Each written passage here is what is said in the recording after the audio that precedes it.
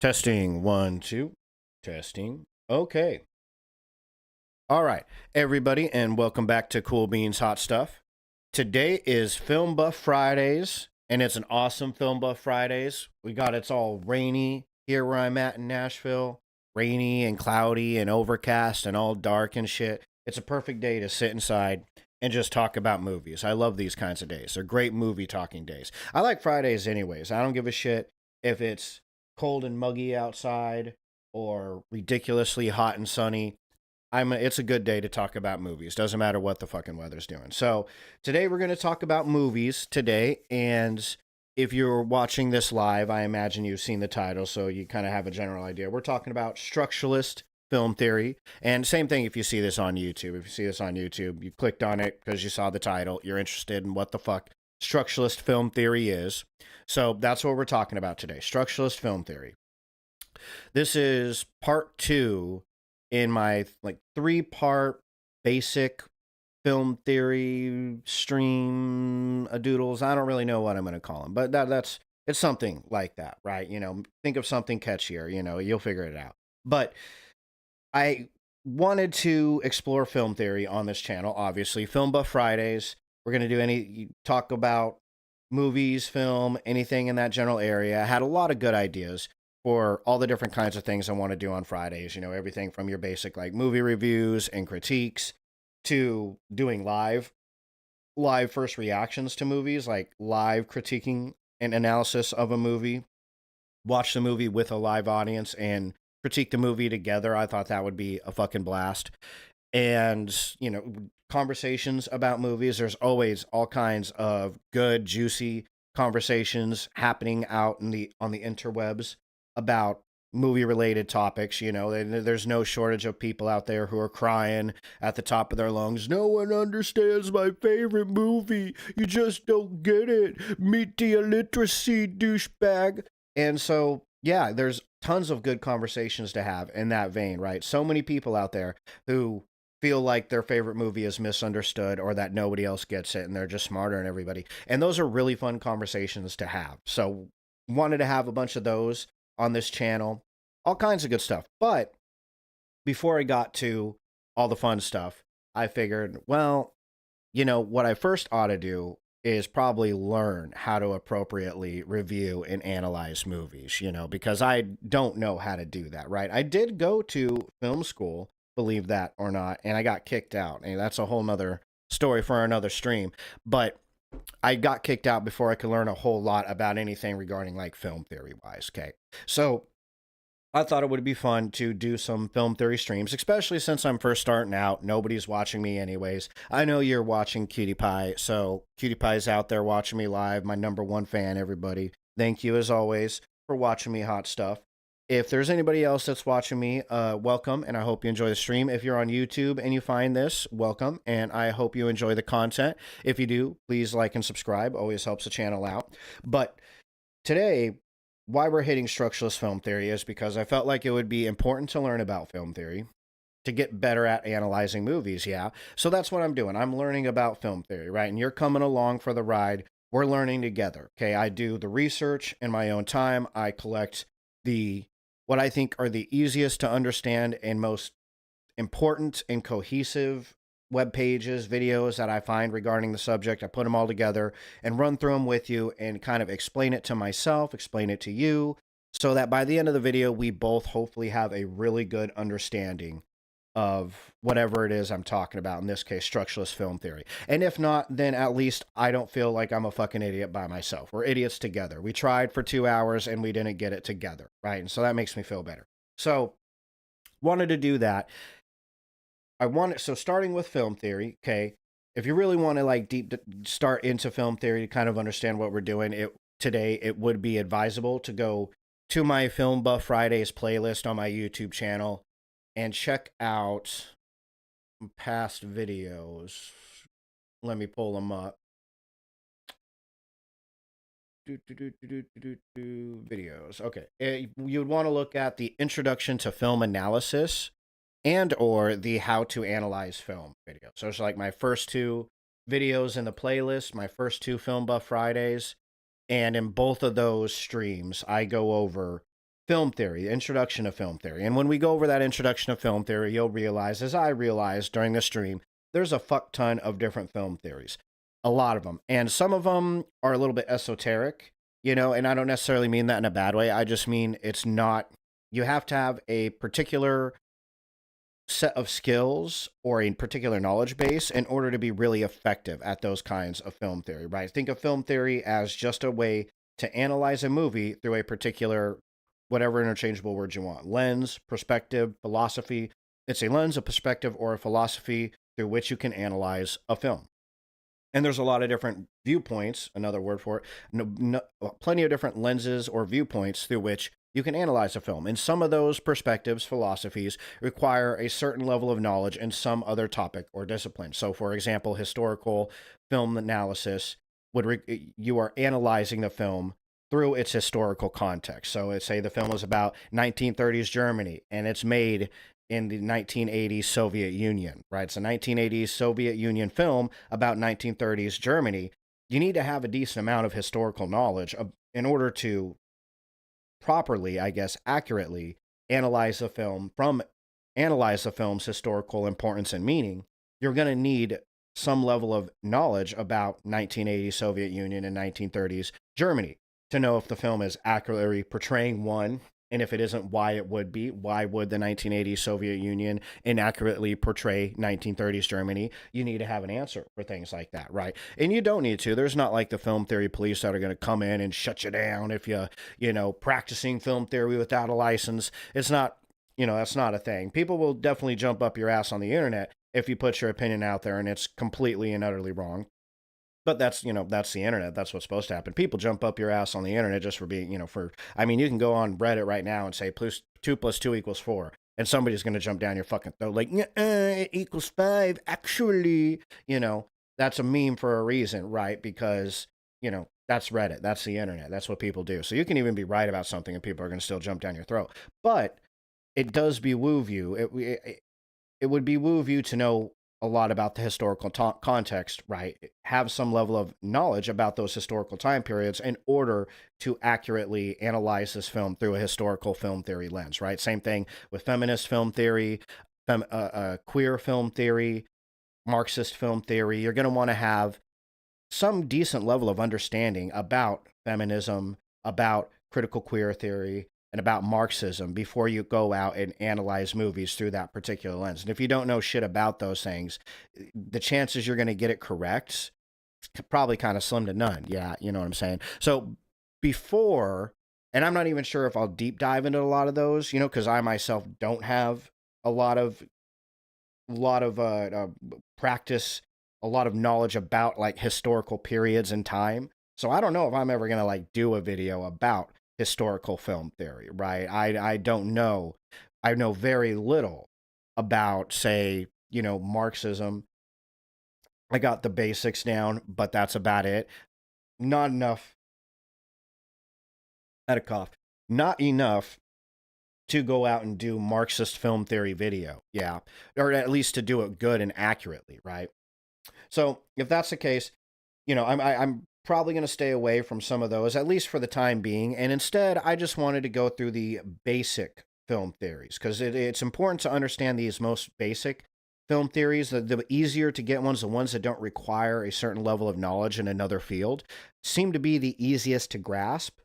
And at least you can grasp them without having to learn a whole nother subject matter, right? So it makes sense. There's logic, there's a method to my madness here. So I picked what AI mostly, and a lot of other websites, and then a lot of people on Reddit told me were the three best film theories to start with for at least understanding film theory. Because if you deep dive into any one of those other more esoteric versions of film theory, say feminist film theory, whatever, you're going to need to know these other film theories first. It would be woo you to know these others first, okay? It would be because you're going to take these basic film theories and then apply what you learn from them to feminist film theory, and then apply what you know about like feminism to that. And that's the lens through which you're going to analyze this movie, and if you're going to do it through a feminist film theory lens. Yeah. So we're going to start with the basics, and then I'm going to learn them. You can pop in here, check out this video, watch the live streams, learn with me as I'm learning, and hopefully have a decent enough just basic understanding of these things that if you want to go out there and learn more, if going out there and learning about queer film theory or historical or cultural film theory is another one. Cultural, where you're analyzing a movie through the cultural context, what culture made the movie and what culture is this movie about, how accurate is it to the time, why, how would that influence how the different types of camera work that they're using or color palettes, all of that. If you want to deep dive into that, then you can do that. If you have the expertise to do that, then you can do that. But at least you have a good base understanding of what a lot of people on the interwebs say are the three that are at least three film theories that are at least the easiest to start, right? So that's what I'm doing today. I'm giving you number 2 of the 3 easiest film theories to grasp, understand, most important basic ones. Not necessarily most important, but some of the most important. And those were auteur theory, which that video is already on my YouTube channel, so you can go hit that up in my Film Buff playlist, right? Film Buff Fridays playlist. Today is going to be Structuralist film theory, which is the second one. And then next month, we'll cover Formalist film theory, right? And so once I have all 3 of those done, right, the 3 most basic big dogs of film theory, then I'm going to go into doing some of the more entertaining and funner stuff on this channel, having conversations about movies. Ooh, I thought it'd be cool to do bios on specific actors, filmmakers, writers, things like that. I have one day a month too where I deep dive into narrative, specific aspects of narration of a narrative, storytelling, like plot, characters, do a 2-hour deep dive on plot, 2-hour deep dive on characters. I've already done one Friday about plot and it was absolutely horrible, so you're not going to find it on any of my playlists. It's gone. I took it, banished it from the internet because it was such a shitty stream. Didn't prepare very well. Today I prepared though. I got everything set up to where I think we'll have a pretty easy stream. It's going to be at least easy to understand what the fuck is going on and why I'm hopping from one specific aspect of this subject to another. Yeah. So, and that's important because some of the stuff can get a little, right? Like, especially if it's your first time really learning about any of this shit, which it is for me, right? Structuralist film theory is not something that, they exactly taught me in high school. I don't know about you, but I didn't, like I said, I went to film school and then got kicked out before they could ever teach me what the fuck structuralist film theory was. So we're going to learn about it today. And unlike this stream today, my plot stream was pretty horrible. It was horribly put together. Didn't do a lot of research beforehand and kind of shit the bed on that one. So I'll be redoing that one here in a couple months. And so stuff like that. And then at some point it would be fun to do like top 10 lists. Obviously your basic YouTube stuff. That shit will be a lot of fun to do, but doing it live. it would be a blast. But before we get to that, I just had this hump to get over where I'm like, well, I got to learn about film theory. So I might as well do that live. And they might not get a lot of hits. Not a lot of people might not be interested. They're going to be like, who the fuck cares about your fucking film theory?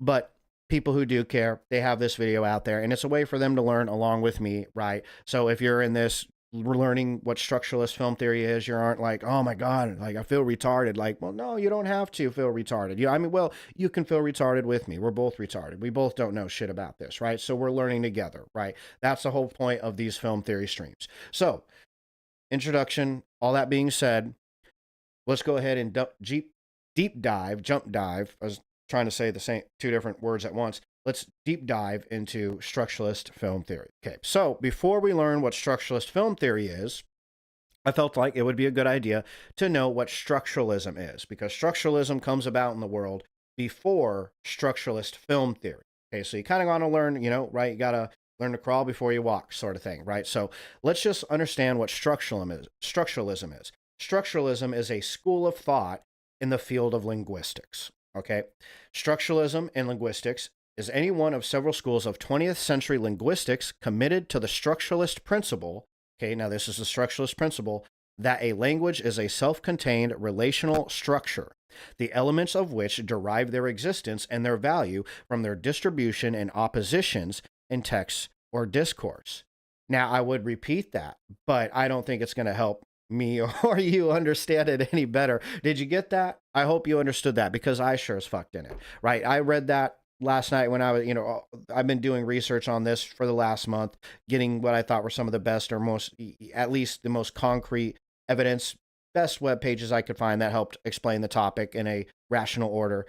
And I always read that. And now that I've read through all these web pages and I have a good idea of what structuralism is, I read that and I'm just like, that helps nobody. Like, okay, structuralist principle that a language is a self-contained relational structure, the elements of which derive their existence and their value from the distribution and opposition in texts or discourse. So, if you don't understand what the fuck that's saying, that's okay. Totally cool, bro. I'm gonna help you out. We got this. We're gonna figure this out. Okay. So, this principle was first stated clearly in linguistics by a Swiss scholar named Ferdinand de Saussure. I never learned how to say his name, and I'm not going to, because we're probably never going to talk about him again. We're going to say Fergie. We're going to call him Fergie, like the girl from, what was it, Black Eyed Peas. This guy's name is Fergie now. So in the U.S., the term structuralism or structural linguistics has had much the same sense as it has in Europe. Nowadays, however, it is commonly used in a narrower sense to refer to the so-called post-Bloomfieldian school of language analysis that follows the methods of another guy named Leonard Bloomfield, easier to say name, developed after 1930. Phonology and morphology. Phonology is the study of sounds that you make when you're saying words, like the actual letters, consonants. Phonology is the study of that. Morphology is the study of word structure, are the primary fields of interest for linguistics, specifically the post-Bloomfieldian school of linguistics, which tend to center around structuralism. So, where does structuralism come from? We're going to need to know that too, and that is semiotics. I understand you probably heard that definition, and you're like, oh, fuck, I'm already lost in the sauce. This dude's been talking for 16 fucking minutes, and I already don't know what the fuck he's talking about. That's fine. That's cool. We're going to get there. Slowly, bit by bit. We're going to crawl before we walk. Semiotics. We're going to learn what that is. Semiotics is easier. It's just the study of signs. Semiotics, the study of signs and sign-using behavior. It was defined by its founders, the Swiss linguistics, Fergie, as the study of the life of signs within society. Although the word was used in the sense in the 17th century by English philosopher John Locke, the idea of semiotics as an interdisciplinary field of study emerged only in the late 19th and early 20th centuries with the independent work of Fergie and another American philosopher, Charles Sanders Peirce. So we don't need to really, I guess we could read this. This was important. So Peirce's idea, okay, he was one of the people who helped start semiotics. Semiotics is the study of signs. His work in the field is anchored in pragmatism and logic. He defined a sign as something which stands to somebody for something. And one of his major contributions to the field of semiotics was the categorization of signs into three main types. So when we're talking about signs, we're talking about one, there's a kind of sign called an icon, which resembles its referent such as a road sign that shows falling rocks. The road sign is resembling the falling rocks. So, like it's saying, oh, there's falling rocks in this bitch. Two, a sign can be an index, which is associated with its referent, as smoke is a sign of fire. So, when you see smoke, that is a sign that there is fire around there, over there, right? It is one is associated with the other. And three, a symbol, which is related to its referent only by convention. So, like words, for example. Okay, the word itself, word, means a certain thing. That would be a symbol. The word is a symbol for what that word means, right? I shouldn't have chosen the word. That made that more complicated than it needed to be. So, in any case, yeah, semiotics is the study of signs and sign behavior, sign language, would be a part of that. But structuralism is the study in linguistics of language as a structure, a relational structure. Okay. Still, I understand this is like, I have no idea. Here's where we kind of want to dive into this so you understand. So what's his name? Fergie treated language as a sign system, right? So it would be a part of semiotics. Any sign system is going to be studied in semiotics, and his work in linguistics applied the concepts and methods that semioticians applied to sign systems other than language. One such basic semiotic concept, we don't need to understand that, I suppose. Fergie also distinguished parole or actual individual utterances from lang, the underlying system of conventions that make such an utterance understandable.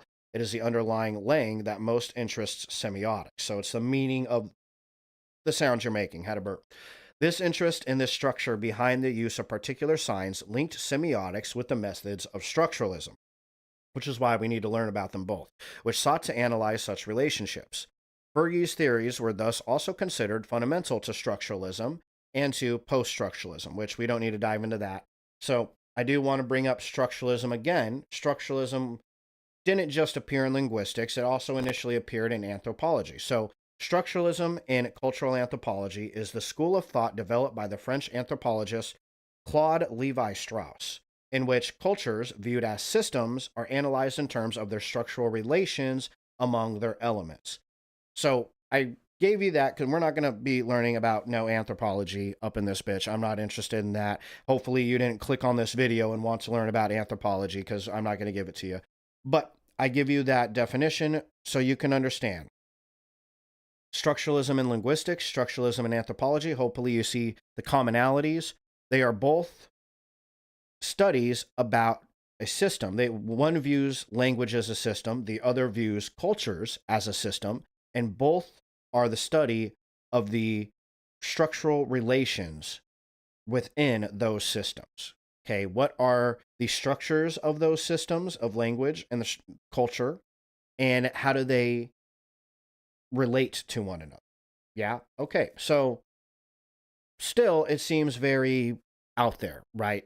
Ambiguous. You're still like, okay, that's great. You're saying words, but what the fuck do those words mean, right? This is a lesson in semiotics, right? When you say this structuralism in anthropology views culture as a system and analyzes the structural relations in that system. You're saying a bunch of words, but what the fuck do those words mean? They don't mean anything. It is tough. I get it. It is definitely, I read this and I was like, I don't know. I need to smoke some weed and just stare at this sentence for several minutes until it finally clicks or something like that, right? But it's breaking any one individual thing. It can be language, it can be anthropology, or in our case, movies. That's why I'm teaching you this, because this is structuralism in film. It's the same concept. You can break film down into a system. And within that system, like a actual single cohesive movie, within that movie, there are systems, there are structures in the movie that relate to each other. So we need to know what are those structures and how do they play with each other when it comes to movies and such, right? So that's kind of what we're going to be learning today. I'm going to be taking structuralism in film and using it to break film down into a system and give you an idea of what those structures are within that system and how they relate to each other. So you're aware of them, you're aware of that relation, and you're aware of how you can view film as a system. Okay, and then you have structuralism in a nutshell. Ooh, I think I got it. I think I explained that really well. I practiced like 5 times last night, which is exactly like 5 times more than I usually practice this shit before I do a live stream. Okay. So to help further burn this idea of what structuralism is, there is a nice little video here. I got it by the Living Philosophy, about 200 subscribers. I'm going to subscribe because this is a good channel. Give it a like. We're going to hop over here to the YouTube screen, and you guys can, we together are going to watch not this entire person's video because it's 13 minutes on just structuralism, where it comes from, again, linguistics and anthropology. We're just going to watch about the first 4.5 minutes is what we're going to watch, right? And he's going to give us a quick rundown of where structuralists come from, why it came about, and I'm going to pop in and, you know, add extra context if I have any extra context to add. If not, then I'm just going to enjoy the video with you. So let's sit back, get some popcorn, check it out. Structuralism was a school of philosophy that was at the forefront of the continental philosophical tradition for a few short years in the... This may be the last ad you ever see. Because with the free ad block extension from my Capital computer in the 1960s. This time at the last thing you need when you're trying to understand such heady and thick and esoteric forms of knowledge, right? You're trying to understand a discipline that's this fucking thick with bullshit, is a fucking ad popping up to sell you a fucking ad blocker, right? Like, if you never want to see me again, buy this. It's like, bitch, no and no. Check it out. Cutting edge, although brief, was critical. It marked a turning point, a bridge from the existentialism that had dominated the continental tradition since the Second World War into a new intellectual landscape that has often been captured under the labels post-structuralism and postmodernism.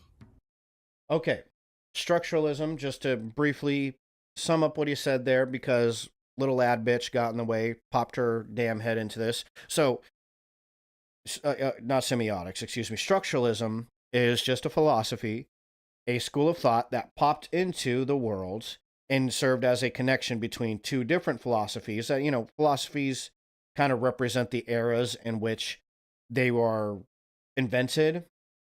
The school of thought for that era, it connects what came before it, which was existentialism. That's a philosophy that was kind of the center of the philosophical world. It was like the baby of the philosophical world at its particular point in time. It connects that era of existentialist philosophy with the next era, which is the era that I believe we just have recently gotten out of, which is the era of post-structuralist or postmodernist philosophy, right? You've heard that term postmodernism plenty of times, right? Here, if I'm going to start ranting, I got to learn to rant on my rant channel. Otherwise, I can't clip my rants and make shorts out of them. And sometimes I say insightful shit on my rants. Sometimes I just say something stupid and look like an ass. But either one, they're very clippable, and people like them on YouTube. So I need to go to this camera whenever it's time for me to rant, you know, regardless what happens. I'm going to want it, a clip of it later. So structuralism just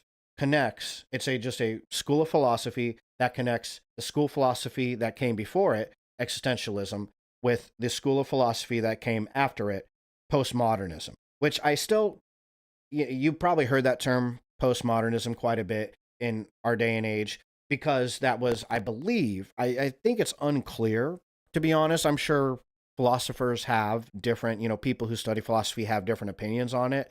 But I believe if we haven't gotten out of postmodernism, we are getting out of it right now into a new era of what I've seen called online. I don't know if it's the definitive name, but what I've seen people calling metamodernism. Okay, so we went from like the modern or contemporary age that had various schools of thought in it, including at the end there, existentialism and structuralism. That's flip-flopped us over to the age of postmodernism, which is now flip-flopping over into the age of meta-modernism. So, as far as I understand it, I could be wrong. I could be completely fucked, though, and have no idea what I'm talking about. That's also a possibility. So, let's go back to the YouTube screen. And so, that's just what he's talking about here. In this episode, we're going to be looking at what structuralism is, why it was so revolutionary, and why it was so quickly outgrown. Structuralism can't be understood without reference to the work of Ferdinand de Saussure. Yeah, see, that's why I didn't learn his fucking name, because It's that right there. Ferdinand is blah, blah, blah. We're going to call him Fergie. He looks like a Fergie, right? Previous episode on the channel, we looked at Saussure's revolutionary reorientation of linguistics with semiology, or as it's now known, semiotics. This work of Saussure made him the retroactive father of the structuralist tradition. In the language of Thomas Kuhn, Saussure birthed the paradigm within which structuralism worked, and it was an exemplar of what a structural analysis should look like. In his posthumously published Course on General Linguistics, Saussure made a number of important distinctions that laid the groundwork for this tradition. So, just to clarify what he said there, this guy's the big dog. Big dog with his big dog mustache. That's all he's saying. He's saying this guy was a guy who initially brought about structuralist and served as the example of how structuralist philosophy is practiced, the most effective way, how you would think as a structuralist philosopher. Yeah, so that's what he did. And notice he brought up semiotics. Structuralist came about through semiotics, which is why I not only told you what semiotics is, but we're going to do even more explaining into that later into the stream. That laid the groundwork for this tradition. The most important idea for the purposes of our general overview of structuralism is Saussure's distinction between parole and langue. These are two different words for language that have slightly different meanings for the Swiss linguist. Parole is the 1,000,001 uses of language as it is used everywhere, every day. It's language in motion. But underneath this constantly changing surface of language, there is the langue, the structure of the language which dictates the workings of parole. So, parole is how language is used. Let me pop over here. Okay. Parole is how language is used, why it is used, why you use certain words, the way you use words. Long is the actual meaning behind the let's go back. Let me pop it up again. Constantly changing surface of language. Oh, thank you, cutie. I appreciate that. The structure of the language which dictates You're so the working. Sweet. You're so sweet, such a cutie pie too. We're good together. I'm super handsome and you're super cute. So, it is just the system of language. It is the underlying meaning behind the words that you're saying. Parole is how you use the words that you're saying. Lang is why you're making, and not even words. It can go down to the sounds that you're making, right? If you're going in, what is it? Phonology is the actual sound that you're making. Why A is A. And what is the meaning behind that would be long. And parole would be how you use it, right? Verse like saying A versus ah. Yeah? Okay. Of parole. Oh, you need the video back. I know I'm handsome, but you're going to want the video. Here we go. The relationship between langue and parole is much like that between the rules of chess and a particular game of chess. The rules provide a structure that give meaning and order to the individual moves in a particular game of chess.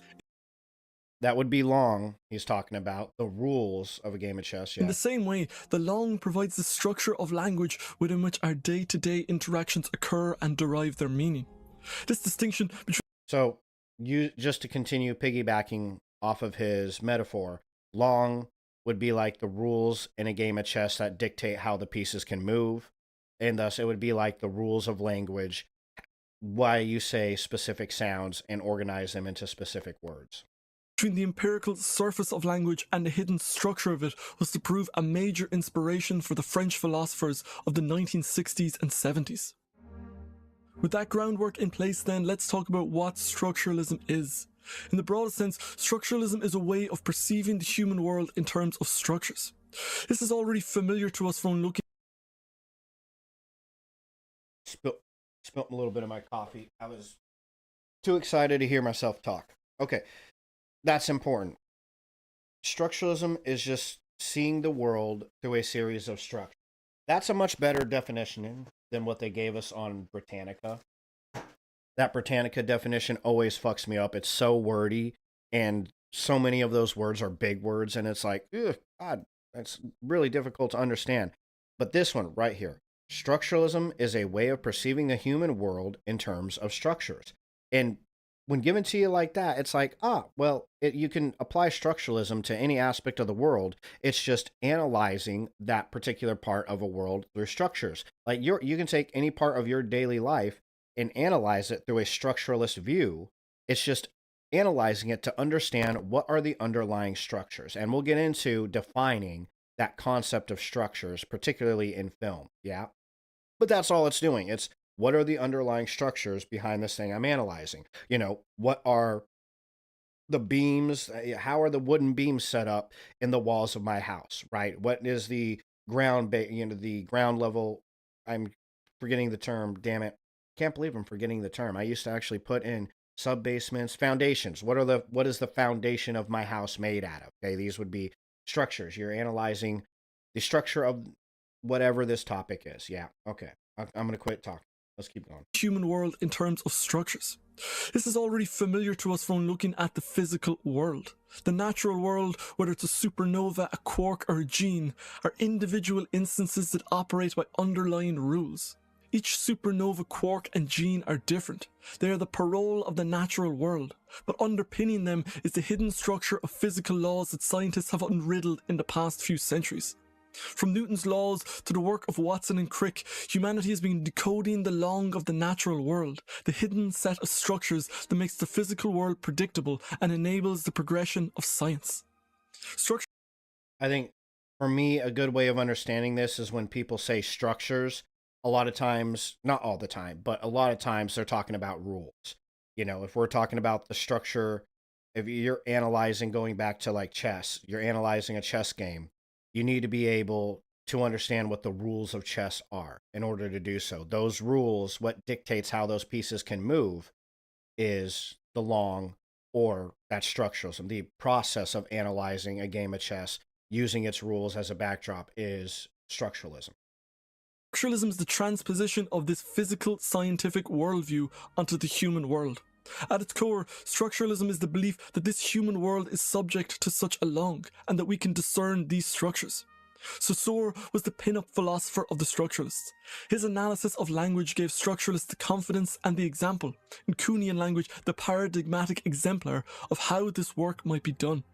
But Saussure wasn't the only inspiration for the structuralists. His mustache is really growing on me. That's a nice mustache.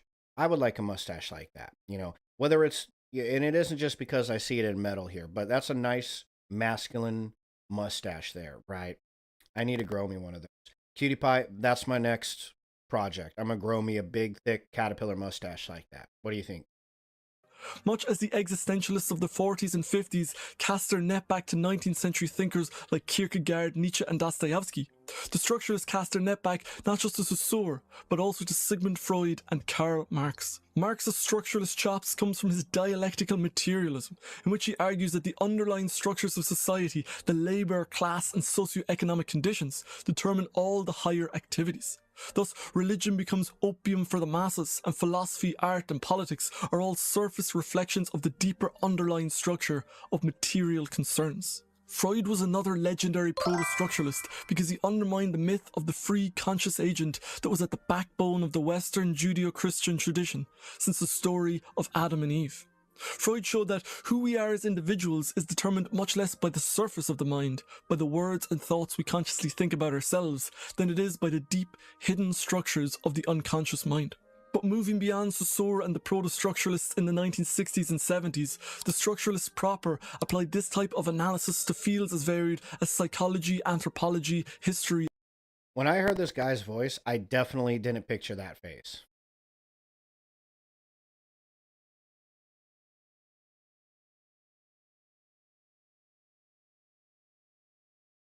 That he's kind of got with these big ears, he's kind of got a monkey feel to him. His voice is very soothing though. I like his voice. I don't know what accent that is, but it's nice.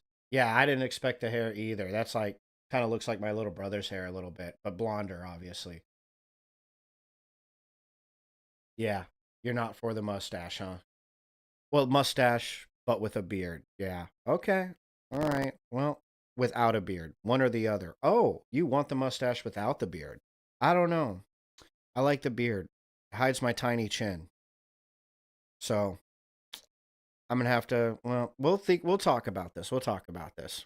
We'll have a very serious heart to heart about my beard growing here after the stream.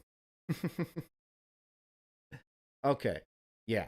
So yeah, I didn't expect that guy to look like that either. That kind of blew my mind. I was like, whoa, he kind of looks like a monkey.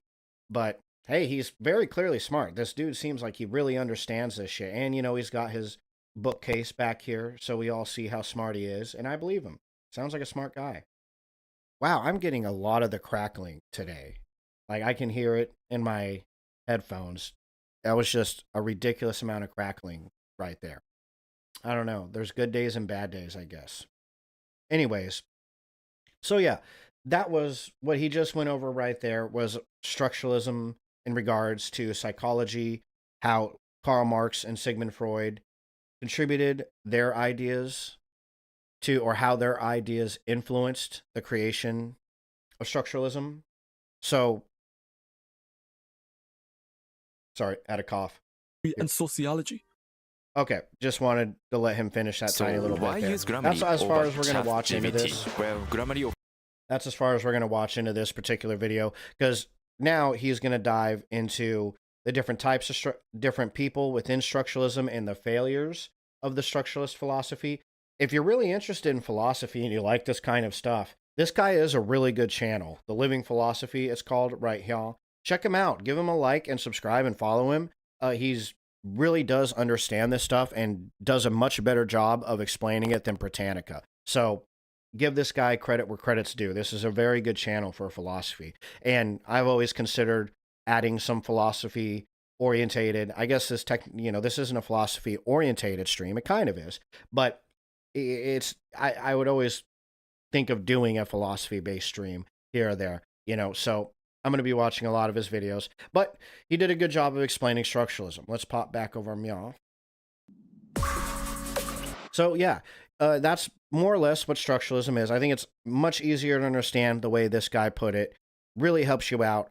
Structuralism is just basically the process of attempting to understand the underlying structures of any one particular aspect of our world. You can apply structuralism to anything. It's just understanding what are those in an easier way. It's not completely accurate, but an easier way to understand the underlying rules of whatever your discipline is that you're trying to apply structuralism to. Yeah, so much easier to understand, because from this next step is, okay, how do we apply structuralism to film?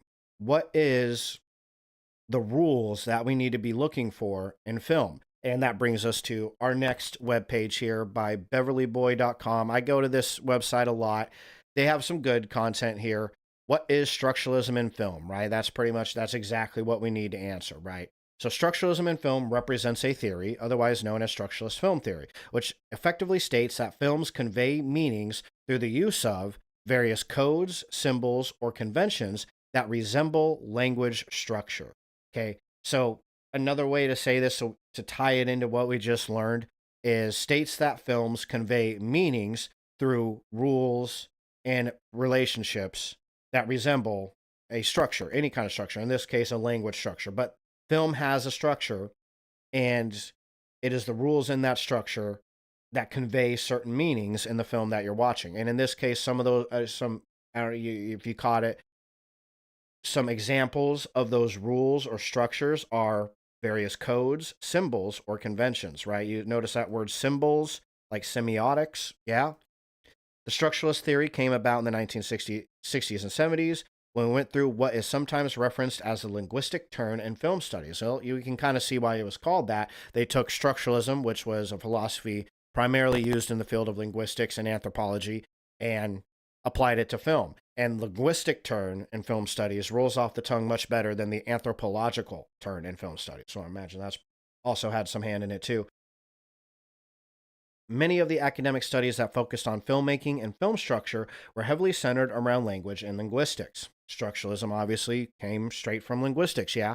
At this time, film explanations focused on the use of language as the explanatory basis. And in this case, they just mean systems within language, seeing where they apply to a film, more or less, is what I kind of get from that, right? Structuralism took a scientific approach to film theory, essentially stating that all films had set structures, such as specific patterns or relationships, through which an audience can see or understand, allowing the film to be enjoyed. Basically, the structuralism and film theorists believe that the meaning behind films were the result of the interrelation of the film's underlying elements within the system or structures of the film. So it's basically, we're repeating ourselves. We're saying the same thing over. Film is created by a series of structures that are interrelational, these structures are made of relative codes, patterns, rules that relate to one another in a specific way. Okay. Hidden codes in plain sight. Because this is kind of going to be the next question we'll answer here in a little bit, is what are these codes and rules that you speak of? Hidden codes in plain sight. Structuralists believe that films were able to convey meaning to audiences through the use of various structures or codes, which were understood by the audiences. In essence, the use of narrative, camera shots, or various other structural elements of a film, such as its lighting or its prop placement, are behind the meanings of the film that are conveyed to the audience when structuralism in film is the focus. And so, again, kind of a wordy answer, but this is why I think talking to people online, people who have done film theory classes, why they say structuralism is a good place to start. You are, by learning how to analyze a film from a structuralist point of view, you are attempting to understand all of the codes, rules, technical elements that can be used in a film, structural elements, they call them here, like camera shots, lighting, prop placement, or mise en scène. You are taking all these different aspects of a film, these structural elements, and you are learning how to analyze them and get meaning from them. Okay, what could they mean by the prop placement in this movie? What could this color in this particular scene, right? Think of color coding, right? What could this code? What could be the meaning behind using this color in this particular scene, right? And understanding that is very important when it comes to those other esoteric variations of film theory, right? For example, there's an aspect of film theory, of queer film theory, that states directors can communicate the bisexuality, or say the homosexuality or the transsexuality of a character using a specific set of colors in a particular scene. So the joke version of this, it's kind of told as like a tongue-in-cheek joke on Reddit. It still seems to piss a lot of people off, though, even though, it's just a joke. But at the end scene of the movie The Thing, John Carpenter lights the scene. The end scene of the movie The Thing has Childish and the characters of Childish and McGreedy, sitting alone in the snow after they've maybe killed the Thing. And neither one of them trusts each other and knows if the other one is actually the Thing. And that scene is lit with, I forget the exact colors. It's purple and blue, light blue and dark purple, I think, something to that effect, or light purple and light blue, which the joke is those are the bisexual colors, right? So those are the colors of the bisexual flag, right? And so the running joke is John Carpenter is telling us one of them is bisexual, but who really is it? And so, obviously it's kind of playing off the idea of the actual movie that one of them is the Thing. Who is it? What he's really saying is one of these guys likes to suck pee-pees. Which one is it? And it's a joke. It's just meant to be funny. Some people who love the movie The Thing, again, take it way too serious and are like, don't call my movie gay, and it's kind of funny. Again, these are the kind of debates that eventually I want to do on this channel, because they are just really funny and hilarious, and they're all in good fun. You don't have to take it that seriously, bro. It's just people having fun. But that would be an example of color coding in film through the lens of queer theory, right? So there you go. Again, this is a joke variation of this. I don't think queer film theorists actually believe that John Carpenter was saying one of these two men is bisexual, but there are movies where the directors are doing that, okay? And so that's what they're analyzing for. So you need to be able to analyze colors and know that colors do represent something in film. Sometimes, maybe not all the time, but you need to understand that and know how to analyze that before, you can apply it to, you know, any Marxist theory or anything else. Yeah. Okay. So that's why learning structuralist film theory is important to learning all other aspects of film theory. Okay. So there's my rant. There it is. Oh, I forgot to put on my rant screen. That's okay. I can still cut that out. I still look good. Even if I was little tiny head in the corner, my tiny head looked good. Okay. Structuralist theorists believed that structuralism in film was similar to the use of languages in everyday conversations, and that the ways that language is used to convey meaning to one another through the use of words, sentences, and grammar, the underlying structural elements of language. We're kind of just repeating ourselves now at this point. Structuralist film theory. So what is structuralism in film? I think you just answered that in both of the last three paragraphs. So what is structuralism in film, and how does it further define film theory? Structuralism in film was an attractive focal point for many years and continues to make up the foundation or basis of many other forms of content. Structuralists analyze the logic of cultural products or practices and their influence in building a foundation upon which film theorists could study and make implications on films.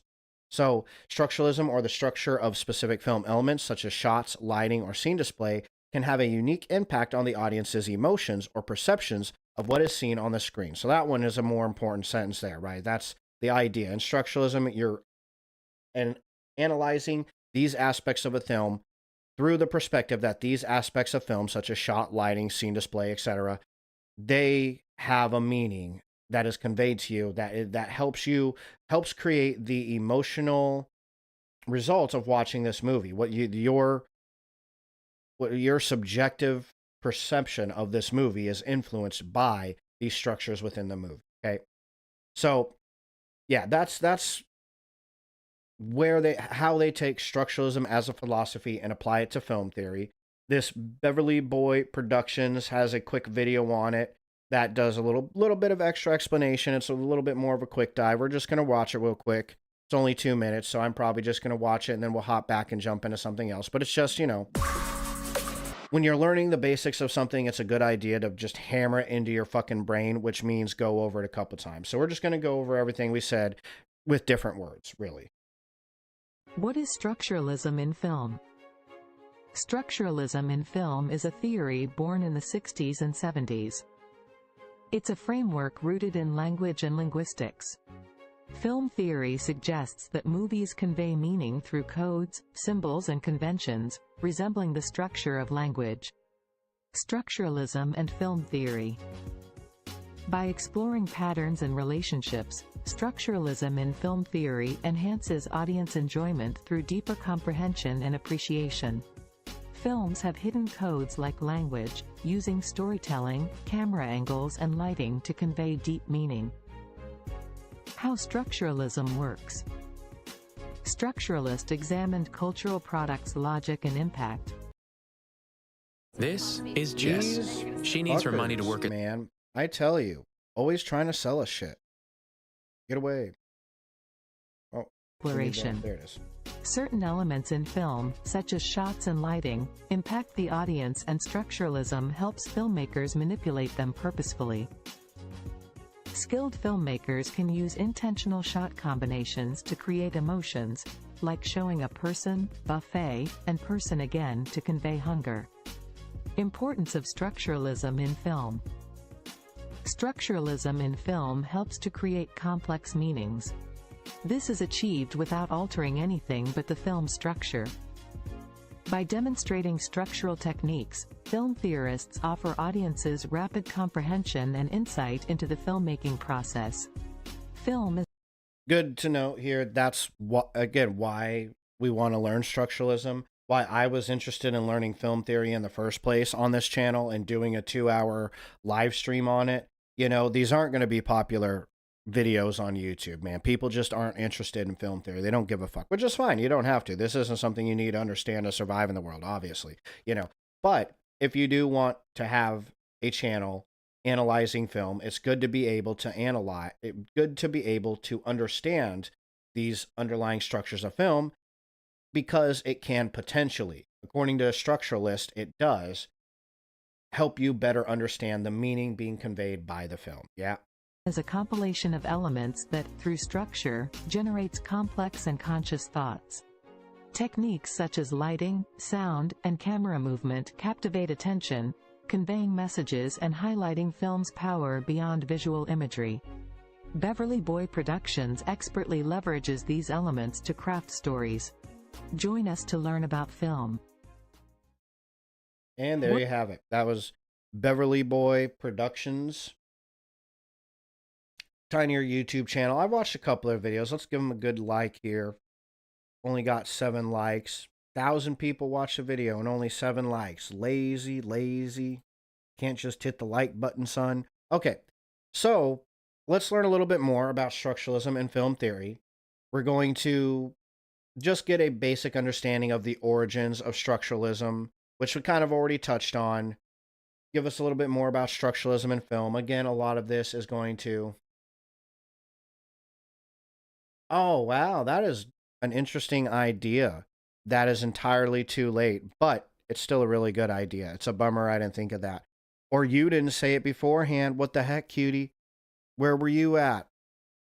You should have watched a movie prior to learning all these film theories and then rewatch it after learning everything to see how your perspective changed.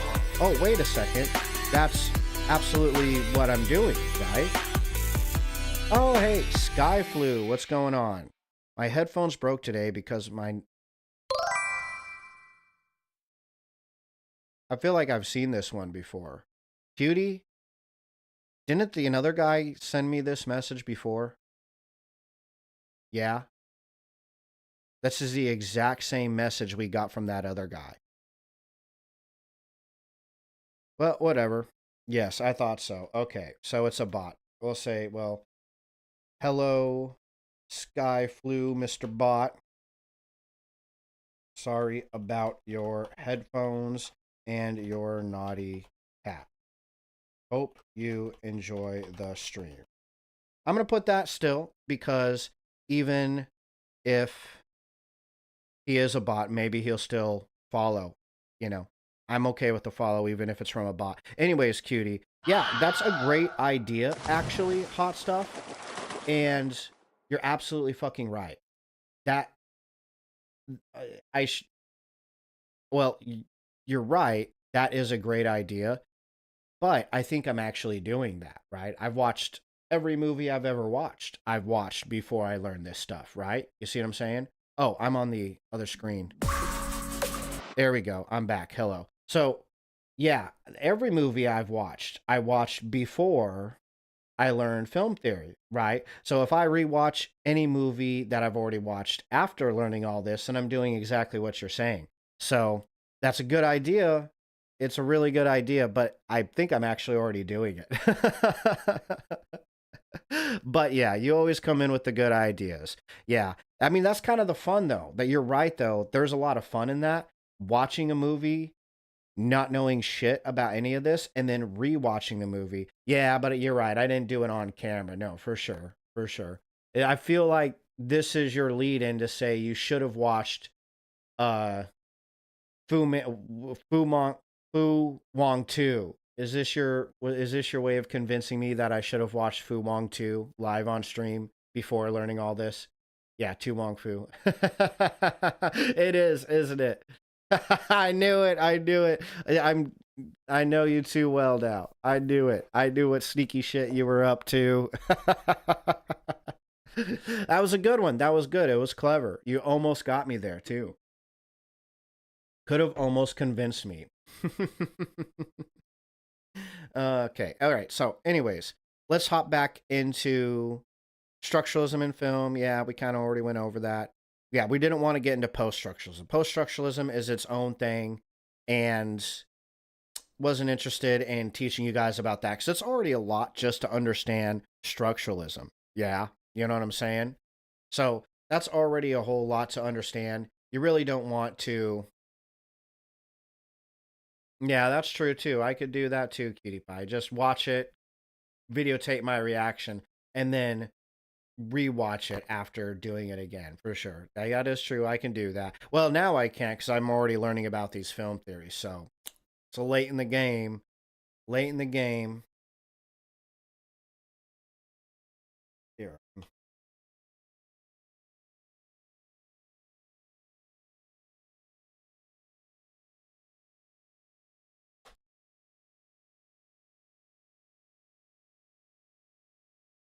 So, okay. Anyways, let's go through the origins of structuralism. We're going to run really quickly through this because we've kind of already covered this, right? It was heavily influenced by the structuralist movement, the philosophy movement, which originated in linguistics and anthropology. We already know this because we're fucking smart and shit and you pay attention.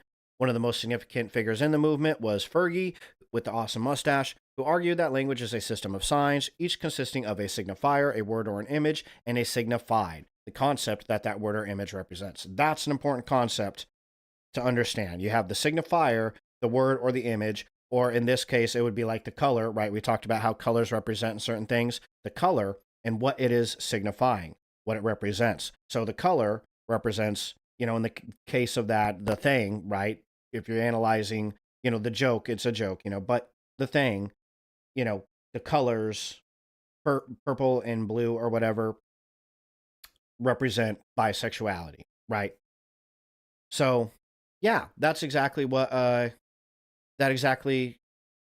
that's important to understand. If you don't understand that, then it's a little bit more difficult. I mean, that's the basic concept of what you're doing with structuralism, right? You have to understand that there's a signifier and then something that the signifier is signifying, right? So that's an important concept that nobody else has put down, right? So good thing we jumped into this article. His ideas laid the foundation of semiotics, the study of signs and symbols, which became crucial to film analysis. Interesting. I actually, from what we've seen, I thought that was the opposite, that semiotics laid the foundation for structuralism. But you get confused when about this stuff, you know. It's confusing. It can be very confusing, right? So, in any case, well, it doesn't really matter to us for our purposes. Another key influence was Claude Levi-Strauss. We already read about him, an anthropologist who applied structuralist ideas to the study of myths and cultural narratives. He suggested that myths share common structures across different cultures, revealing universal patterns in human thought. That is very much, I believe, correct me if I'm wrong in the comment section, the foundation for, oh, what was his, oh, shit balls. Now I forgot his name. What was that? Joseph Campbell. Joseph Campbell.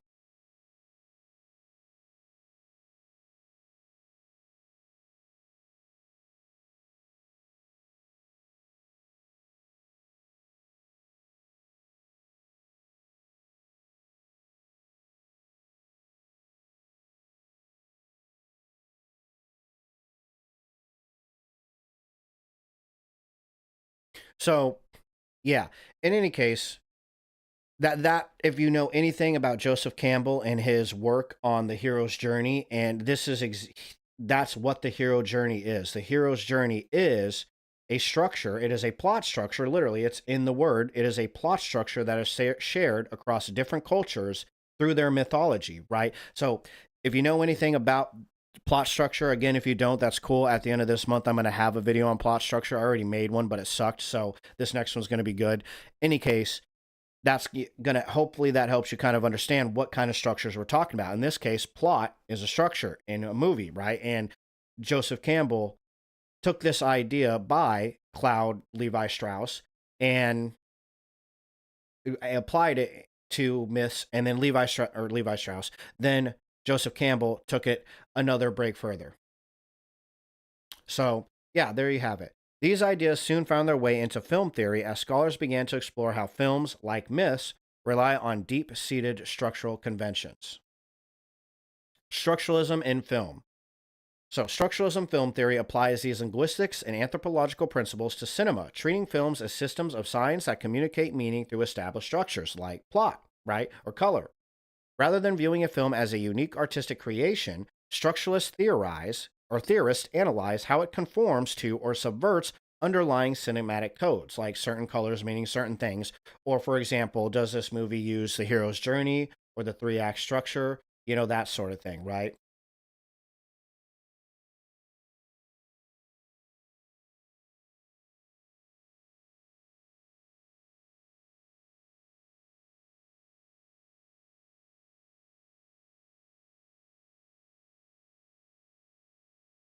I'm in the chat right now. Give me a second.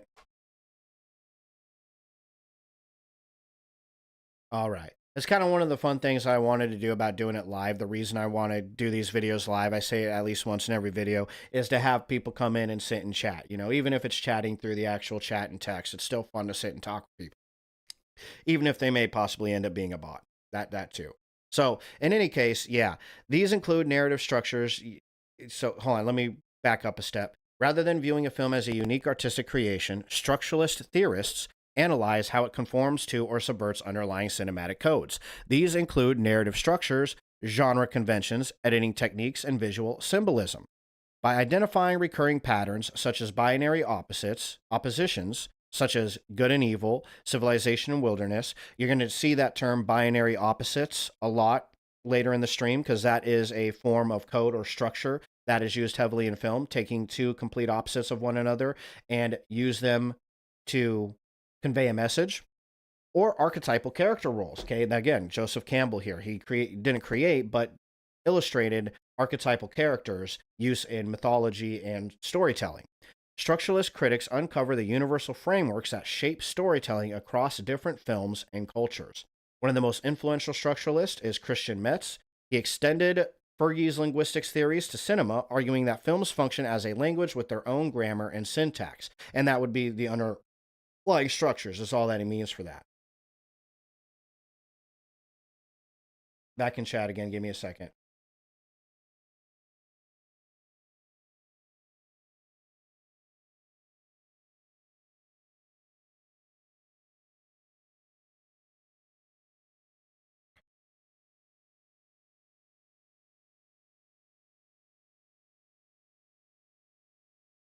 So this is Christian Metz now, says, like, you know, films have their own grammar and syntax, just like language does. He identified various cinematic signs, such as camera movements, montage techniques, mise en scène, which contribute to meaning in a structured way. For example, a close-up shot often signifies intimacy or emotional intensity. We learned this if you went over my introductions to shots video. I have that video up on my YouTube channel in the Film Buff playlist. We took 2 hours to understand camera shots and what types of meaning they can convey. So if you watch that video, you're actually already on your way to understanding some of the most basic elements of film. I have another video called The 8 Elements of Film.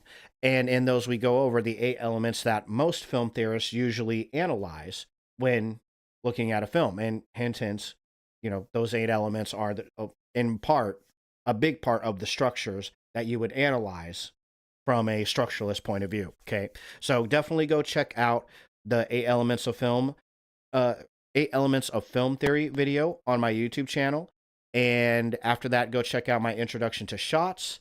And what is the other? I think I got one more. Hold on, let me pop this up real quick for you.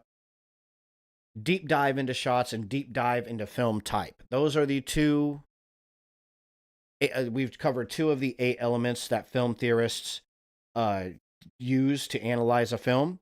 So those are the first 2, film type and shots. So deep dive into shots and deep dive into film type. Check those videos out on my YouTube channel, right? So he identified various cinematic signs. Okay, we already went over that. Through this systematic approach, structuralist film theory provides a deeper understanding of how meaning is constructed in cinema, making it a valuable tool for film analysis.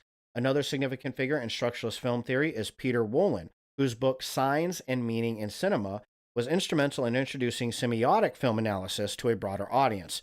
I don't know, semiotic film analysis, I'm imagining, is just another way for them to say structural film theory.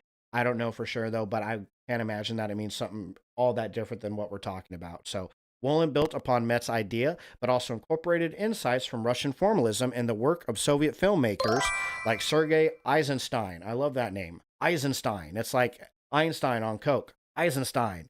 He argued that film should be understood as text composed of signs that function within structured systems of meaning. Okay, that's kind of, again, we're just rewording what we already know here.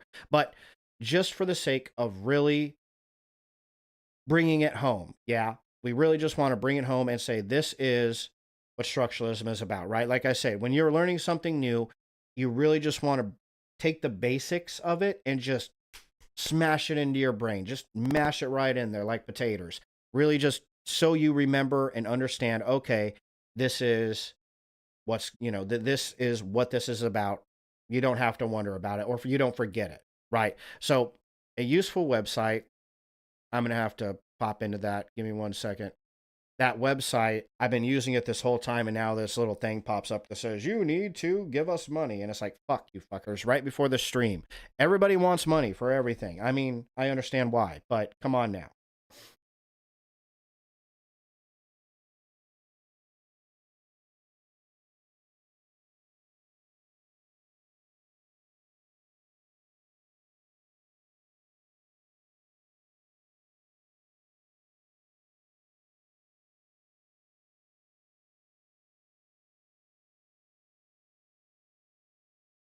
So let's see if I can get this to pop up again, because I was finagling it last night and I was able to. There it is. Okay, so we can run through it really quick before they try to sell me more shit. Okay, definition of structuralism. We already kind of went through that. A theoretical framework that analyzes cultural phenomenon, including film, by focusing on the underlying structures that shape the meaning and form. It emphasizes the relationships between elements within a system rather than the individual components, highlighting how narrative, language, and visual codes create meaning in films. Okay, 5 things to know. This is a really good website, despite of how much they always try to sell me Fiveable. Really, they're just trying to sell me a subscription to use their website, which it's like, okay, fine. I totally get it. But I'm also going to try to cheat it as much as I can. Yeah. Okay. Oof. Woo. I thought that was a thingy. So I got to move fast here, or else they're going to try to sell me shit. And eventually, one of these times, they're not going to let me reload it. Anyways, Fiveable, good website. I'll link this in the description so you guys can check it out and maybe print it off before they do this to you. But these 5 facts, or they're just kind of like 5, what's another good way to say this? 5 concepts, like the key concepts. So you understand this just a little bit better. The 5 key concepts of structuralist film theory, right? So number 1, structuralism emerged in the early 20th century as a response to individualistic theories, prioritizing systems and structures over isolated phenomenon. Again, really the important aspect of that is structuralism came out of the contemporary or modern movement of philosophy. Okay, it was like towards the end of that. It was the end of that. The end of that was structuralism, which gave way into post-structuralism, also known as postmodernism, right? Or at least that's what we know. They did it again. I only got through one of them, and these fuckers blocked me. I'm gonna keep doing this though. We're gonna get by it. Maybe. Maybe not. I might not have went fast enough. I talk way too much. I mean, that's kind of why I stream. Yeah, because I enjoy hearing myself talk. If I didn't, then I wouldn't stream. But I talk way too much, and I think I might have fucked me on this one. We can't read number 2, but we can read number 3 or 4 down here underneath it. So another key concept of structuralist film theory that you're going to want. Again, I'll link this in the description of the YouTube video so you can go look at it and hopefully see them for yourself, right? To help. It's good to write them down or print this page off so you have it, because these are core concepts of what structuralist film theory is, right? So number 3, one key aspect of structuralism is its reliance on binary opposites. Like I said, you're going to hear that word a lot today. To analyze conflicts and themes within films, revealing deeper cultural meanings, right? So, yeah, that's exactly. The binary oppositions is going to be one of those key systems or set of rules that will help you understand film a lot better. I love you, cutie pie. You're awesome. Okay, I still need to make you the mod of my stream. I don't know how to do that, but after this stream today, we're going to make you a mod of the stream, all right? We're going to put you in there so you have full control over this sort of thing, okay? Number 4, structuralists argue that meaning is not fixed, but rather generated through the interplay of various elements within the filmic structure. And so again, those elements are the rules, the patterns, the codes that you're going to see in a film that help, and that the meaning within this film comes from these structural elements and the way they relate to each other, right? The word interplay, the way that these elements interact with one another. Let's give it another try, see if these fuckers will let me in. They're rejecting me. So much rejection. Okay, well, fuck you guys then. I'm grabbing my ball and going home. So this is a really good breakdown. Like, I try not to use AI, Wikipedia, Reddit, Quora, any of those things when I'm doing these research streams and trying to learn stuff. In my spare time, I use them a lot. They're a good guide. You can get on Wikipedia, type in structuralist film theory, and then it'll give you a very good rundown that, and then usually if it's well written, it'll give you the links, and that's very helpful to at least start your journey with. If you're learning something new like structuralist film theory, it really helps with understanding where to go from there, right? You get your basic understanding, and then you can get some links to hop into to kind of dive into the actual stuff, the actual, I guess, what's the word that I'm looking for? More trustworthy sources, right? So it's a good place to start learning about something on Reddit, Wikipedia, what have you. That's beneficial. But you don't want to get all your understanding from there, right? And I try to avoid it. I use it for myself to get that base understanding, get those links, and then that's what I try to use for the stream. But there's times where it's like, God, dude, AI just did such a good job. You go through the links, and then you go back to the AI, and you're like, man, it's just all right there, nice and easy. So we're going to use AI here just to help you understand a more detailed breakdown of structuralism in film. This is what you can think of it as another 5 concepts, or really this would be like 5 of those structures that we're talking about within structuralist film theory. What are some of these structures? Because at this point, we know what structuralism is more or less as a philosophy, right? Okay, we're not going to be, dazzling any philosophy majors in chat, right? They're not going to be too impressed with what we know about structuralism as a philosophy, but we know enough that we can apply that philosophy to film, right? And so we have a good understanding. It's not in-depth understanding, but a good understanding of what structuralism is in film. We are just studying the underlying structures, rules, codes that make up a film to understand better what the film is trying to say, the message that it's attempting to convey. Okay. At this point, we kind of want to learn the next question to answer here. For me, anyway, is my logical way of going about this. The next question to answer is, what are those structures, those codes, those patterns that we need to be looking at to better understand the meaning inside of a film, right? So this is a good place to start, and that's what we're going to dive into. We're going to take a look at this, and I'm going to hop in between this and some of those. I got plenty of good videos here about those specific structures to help us understand what those things are that we need to be analyzing from a structuralist viewpoint in order to do what structuralists are doing, right? In order to apply this theory in real life to an actual movie, right? So detailed breakdown of structuralism. First point here, structural analysis. Structuralists examine films by breaking them down into constituent parts. That's the structures, the underlying elements, narrative elements like plot structure, camera techniques, mise en scène, and analyzing how these parts relate to each other. Again, it's the systems within a particular, the structures within a particular system, and the way those structures relate to each other. This approach focuses on the rules and structures. Again, we're continuously repeating this language, right? There's a reason for that. It might be tedious at first, but when you're learning the basics of something, in my humble opinion, it should be a bit tedious. You really want to burn these words into your fucking brainium so you don't forget them. That govern the organization and meaning making of films. Meaning through systems of signs. Structuralism views films as a system of signs, right? Semiotics, the study of signs, that's where that comes in. We're going to learn a little bit more about semiotics in film, or the signs that are used in film. We're going to learn that here in a couple minutes, where meaning is not inherent in individual elements, but arises from their relationships and interactions. Like language, films use conventions, like genre tropes. We're going to get into that one too. Camera angles. That's going to be, I believe this month I have a stream on deep dive into camera angles, so you'll want to look out for that. I think that's actually next Friday. Deep dive into angles, yes. So that'll be my next Friday's Film Buff Friday. So you'll want to look into that to understand angles a little better. So we don't dive too deep into those today. Codes such as symbolism, color palettes, right? The whole, what we were talking about with the queer film theory example, analyzing the color of a particular scene, yeah. Okay, to convey meanings to an audience, right? Like McGreedy's bisexual. So structuralists explore how these signs and codes are used to construct narratives and meanings, okay? So focus on structure and patterns. Structuralist film theory highlights the underlying structures. Oh, here we go. Such as narrative structures, e.g. the hero's journey. Yeah, I said that earlier. See, I know what I'm talking about. Kind of. kind of. I'm learning with you guys for real skis, but you know, as I'm understanding it, I'm trying to explain it in the way that I'm understanding it in hopes that it kind of helps you understand it too, right? Genre conventions, reoccurring themes. By identifying these patterns, structuralists aim to understand how films function as a whole. We get that.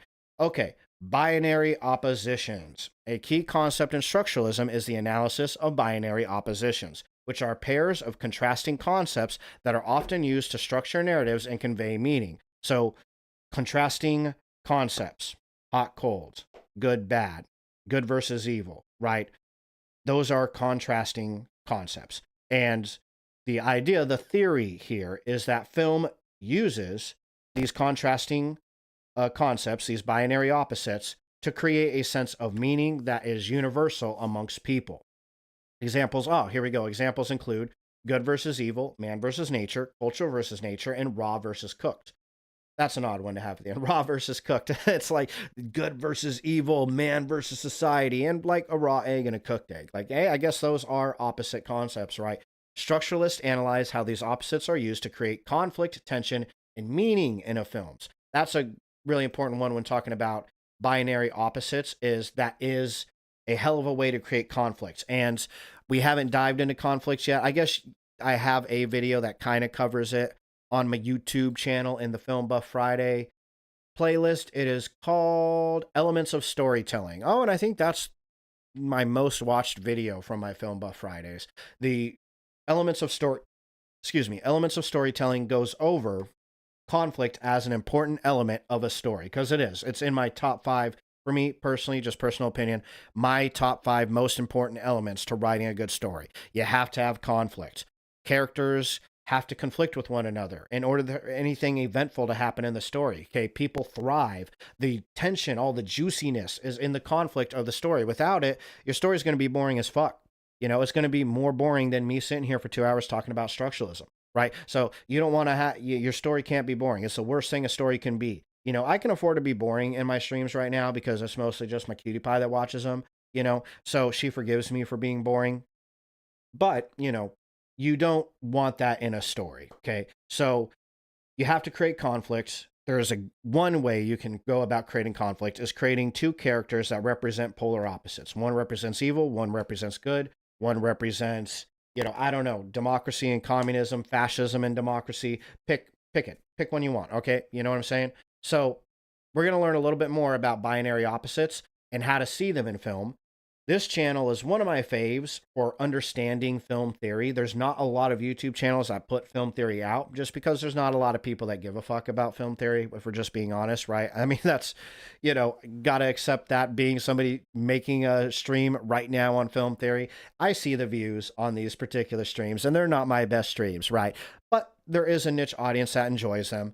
And if you are one of those people, if you are watching now or you're watching this on YouTube, live stream or otherwise, if you probably are the kind of person, if you are the kind of person that sees a video that says structuralist film theory and you say, ooh, and you click on it, you might be one of those people that enjoys this kind of niche topic. And if so, then you do need to go check out the Media Insider here. Let's pop up to the YouTube screen.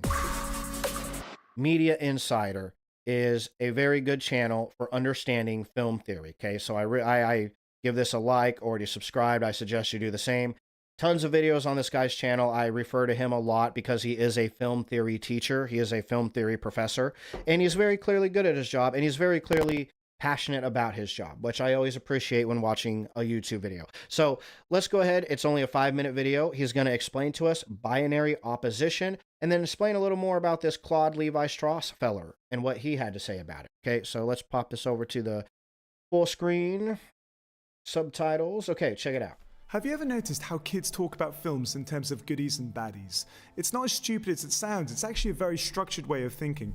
Let me show you how it works. In Back to the Future, if Doc and Marty are both the goodies, then the baddie is... Go ahead, kid! Jump! Obviously Biff. The suicide will be nice and neat. If you think goodies in Star Wars, and baddies... But you are not a Jedi yet. Claude Levi-Strauss noticed this kind. By the way, Cutie, what about his beard? Think I should get a beard and a mustache like that? I like that. I used to have that hairstyle too. That's a really high. I don't know if that's even a fade, really. I kind of like the fade, but you like that? I like that too. That's a good beard and a good mustache. Wanted your opinion on it. See, I might grow my facial hair out from this point to something like that, see how it works. But have to get the girlfriend's opinion on these kinds of things, guys.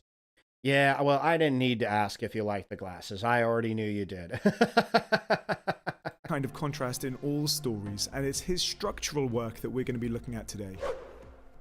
As always, if you're new here and you're a student of film or media, I recommend you subscribe to keep up with all my latest videos, and if you learn anything from this one, I'd really appreciate if you left a like.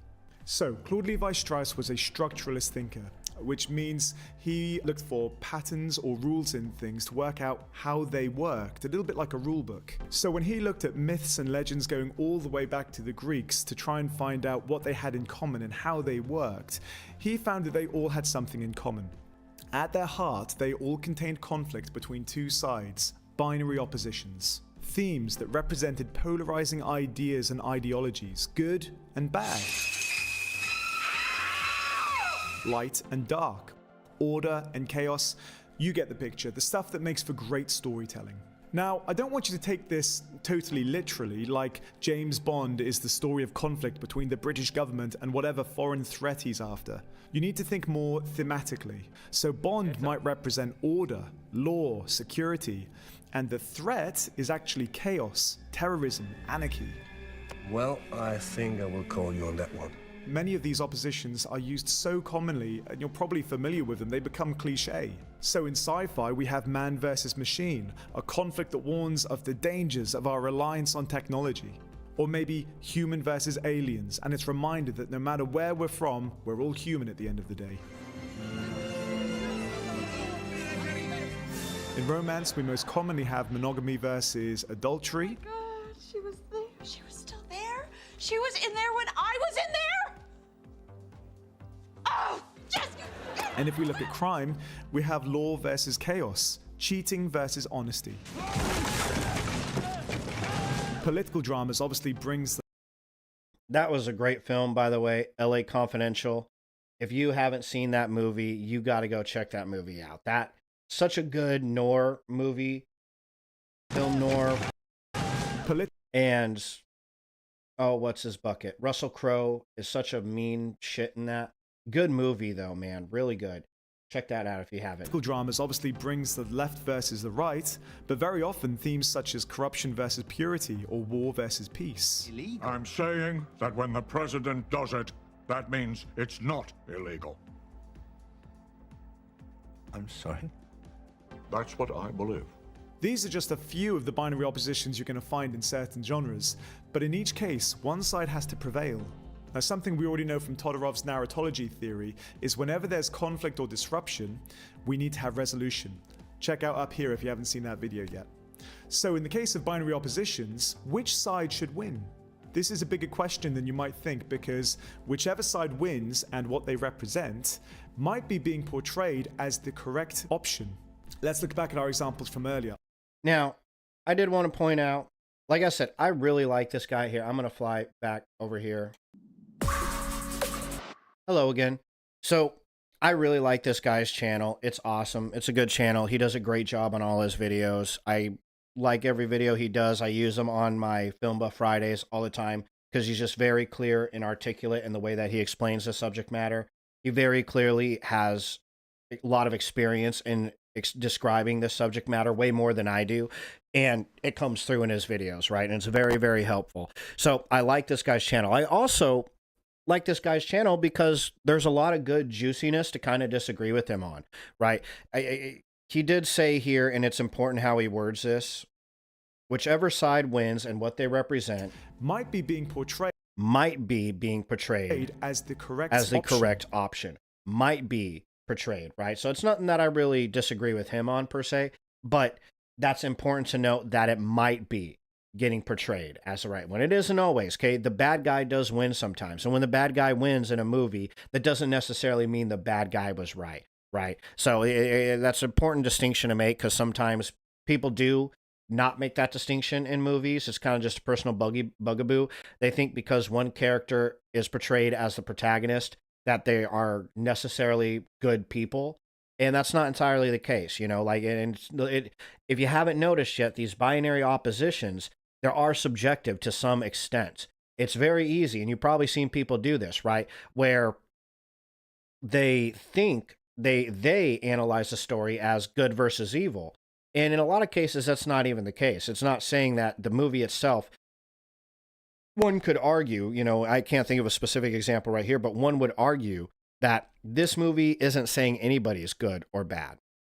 Oh, like Mother's Instinct. That's an absolutely good example. Yeah, Cutie Pie. Look at you coming with the good examples and everything. Jeez Louise. Yeah, if y'all haven't seen the thriller Mother's Instinct with Jessica Chastain and who was the other lady in there? Cutie Pie, do you remember? Oh, you're bad with names. You probably don't remember that. But you remember the movie, though, and that was Anne Hathaway. Wow, I have never seen you so good with a name before. You just pulled that out. Ooh, look at you. You're on fire today, cutie. Anne Hathaway and Jessica Chastain. Really interesting. I mean, you know, spoiler alerts. The end of that movie is the bad guy generally wins, right? But everyone knows Anne Hathaway. Well, that is true. Yeah, that's true. Good point. She is kind of famous, I suppose. So, but good example, though, Cutie Pie. I appreciate you bringing that up. Yeah, Mother's Instincts, spoiler alert, like I already said, bad guy wins. But the movie isn't saying the bad guy was right? And, you know, whether or not the movie is even actually using a good or bad dynamic binary opposite, that's up to question two. Movies will just give you characters and say this is a conflict between two characters. Nobody's necessarily right or wrong. You know, there's a good movie for that. There's a movie out there. God, the characters are all fucked up because, oh, Hateful Eight. Hateful Eight is a great movie where none of the characters can be portrayed as necessarily inherently good. Okay. Every single character in that movie is, to some extent or another, either a war criminal, a vicious murderer, a full-blown racist, a woman beater. Every single character in that movie has some horrible or a full-blown criminal, somebody who kills people. The one woman in there is a full-blown criminal that just kills people for shits and giggles. She is crazy as shit. And a belligerent racist.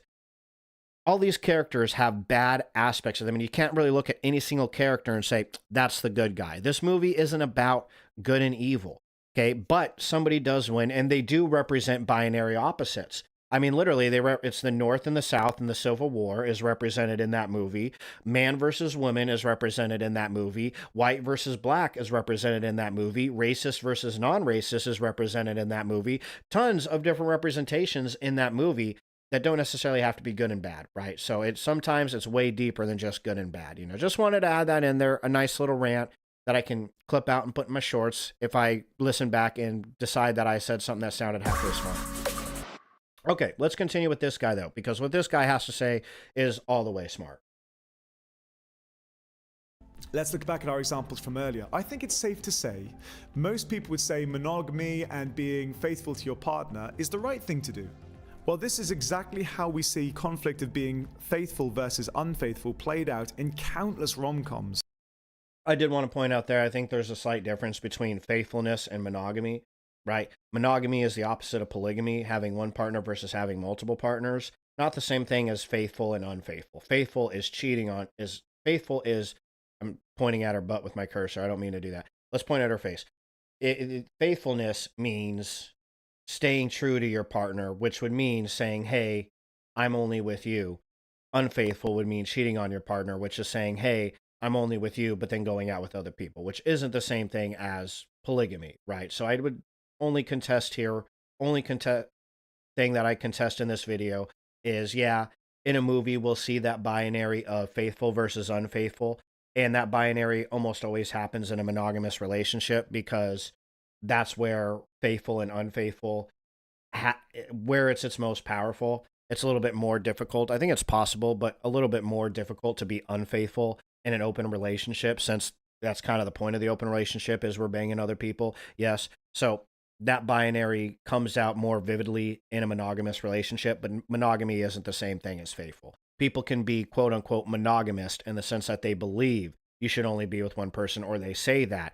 And then they go out and have sex with a whole bunch of people. That person would still be, I guess, monogamous, but they would be unfaithful. They would have a value that they don't adhere to. So we're usually spared the tragedy of a bitter breakup after one character is unfaithful, but not before we find out just how devastating things would have been had they actually been unfaithful. Don't do that. Yep. We see that if you're unfaithful, you will end up with pain, or if you are faithful, then you'll live happily ever after. Another interesting way that you might want to see binary oppositions representing ideologies is in the film Free Guy. On the surface, this is just a simple story of a character who is trying to break free from his programming and become independent. On the one side, you have the non-player characters who all want freedom but are oppressed, and on the other side you have the antagonist, Antoine, who wants absolute control over what they do. Could it be, if we apply binary opposition and see these as themes, that this represents democracy versus communism? Buddy, if we're not real, doesn't that mean that nothing you do matters? I know this might be stretched, but ideologically... Yeah, I was going to say, that's quite a stretch for that movie. I don't know if the idea... if they're attempting to represent political ideologies in the movie Free Guy, right? This is where film theory can get a little bit, cringy. And not saying he's being cringy, right? It's hard for him to be cringy with this beard and those glasses, right, cutie? He's not cringy. But the idea itself can sometimes get so overplayed in movies, right? I'm going to come back over here because I can. Sometimes in movies, when people are particularly film theorists, particularly film theory and theater kids, can get a little bit too intense with this. Every single movie represents political ideologies, and it can get a little old. I'm definitely one of those sayings where you see people on Reddit and they're like, did you know in this movie they're actually talking about how America sucks? And it's like, oh, Jesus Christ, bro. Like, yeah, sure. Okay, yeah, great. I totally take your opinion, and I've processed it, and I don't care. So, and not to say all that about this guy, saying that that's what he's doing now, but what he said there, it does seem like a bit of a stretch to me. He even says it. He says, I know this might be a bit of a stretch. He understands. Like, it's kind of a bit of a stretch to say that that the film Free Guy, or what? Shoot, I forget the name of it. Not Free Guy. Oh yeah, it was Free Guy, right? I forget. I mean, that was a funny movie, but whatever the name of that movie was, that it is about democracy versus communism. That's a bit of a stretch when none of these words are ever mentioned in the movie, and you got just the most basic elements. I mean, you're taking communism and democracy and breaking them down to just the teeniest, tiniest core of what they are, and then saying, well, it's about this thing. And it's like, well, democracy is a lot more than just the freedom to do what you want. You don't even really have that in democracy, right? You can't go kill people in a fucking democracy because you feel like you want to. Like Elementals. What's with Elementals? Hold on. I didn't see that message when it popped up. What about Elementals? Is it a good example of what I'm talking about? It could be like Elementals. It absolutely could be. Here, let me pop over here so we can see the chat too. So, yeah, it could be like Elementals. But yeah, you have movies where people, you're taking the most basic element of democracy. Oh, about people always thinking it's political or racial thing. Oh, yeah. They did that with Elementals. Oh, God, they do it with every fucking movie that has ever existed. I actually have a few people who make YouTube videos and TikToks doing that exact thing. And I have them saved, and I think I'm going to do a Film Buff Friday about this person being completely wrong and show the proof that they're wrong, because I have one guy saved on my Reddit that does this. He takes every movie and turns it into how it could mean this politically, and he goes out of his way to lie about it, though. He actually makes shit up. Like, he'll say things like, well, the director said this, and then if you look it up, the director never said that. There's no evidence that the director said this movie's about how America sucks or how white people are shit or whatever he says it's about. And it's like, that never happened. Nobody ever said that. And if that's the case, then it's kind of like, you know, man, like somebody has to. I figured it would be good controversial. What's the content to call this guy out and to call people like him out and show the proof live on stream, show his video, then show the live proof on how this dude's just making shit up, because there's a lot of them who are doing that, you know, and it happens on both sides of the political aisle. People that say this movie is about how capitalism is the best, and then people saying this movie is about how capitalism is shit. And it's like, I'm pretty sure that movie is like about a fucking cat. You know, like, I don't think it has anything to do with capitalism, right? I mean, you kind of really need to stretch it.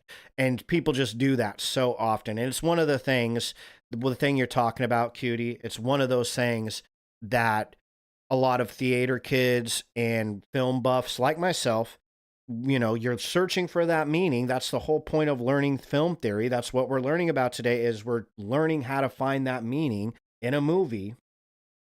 But you can always take it too far. You can always overanalyze everything. You know, this was in one of my streams I did on a Mental Health Monday. The concept, you know, one of my favorite sayings is, there is such a thing as too much of a good thing. Okay, it doesn't matter what it is. You can always overdo it. And you can absolutely overdo it with the analyzing of a movie, particularly with shoving politics into it.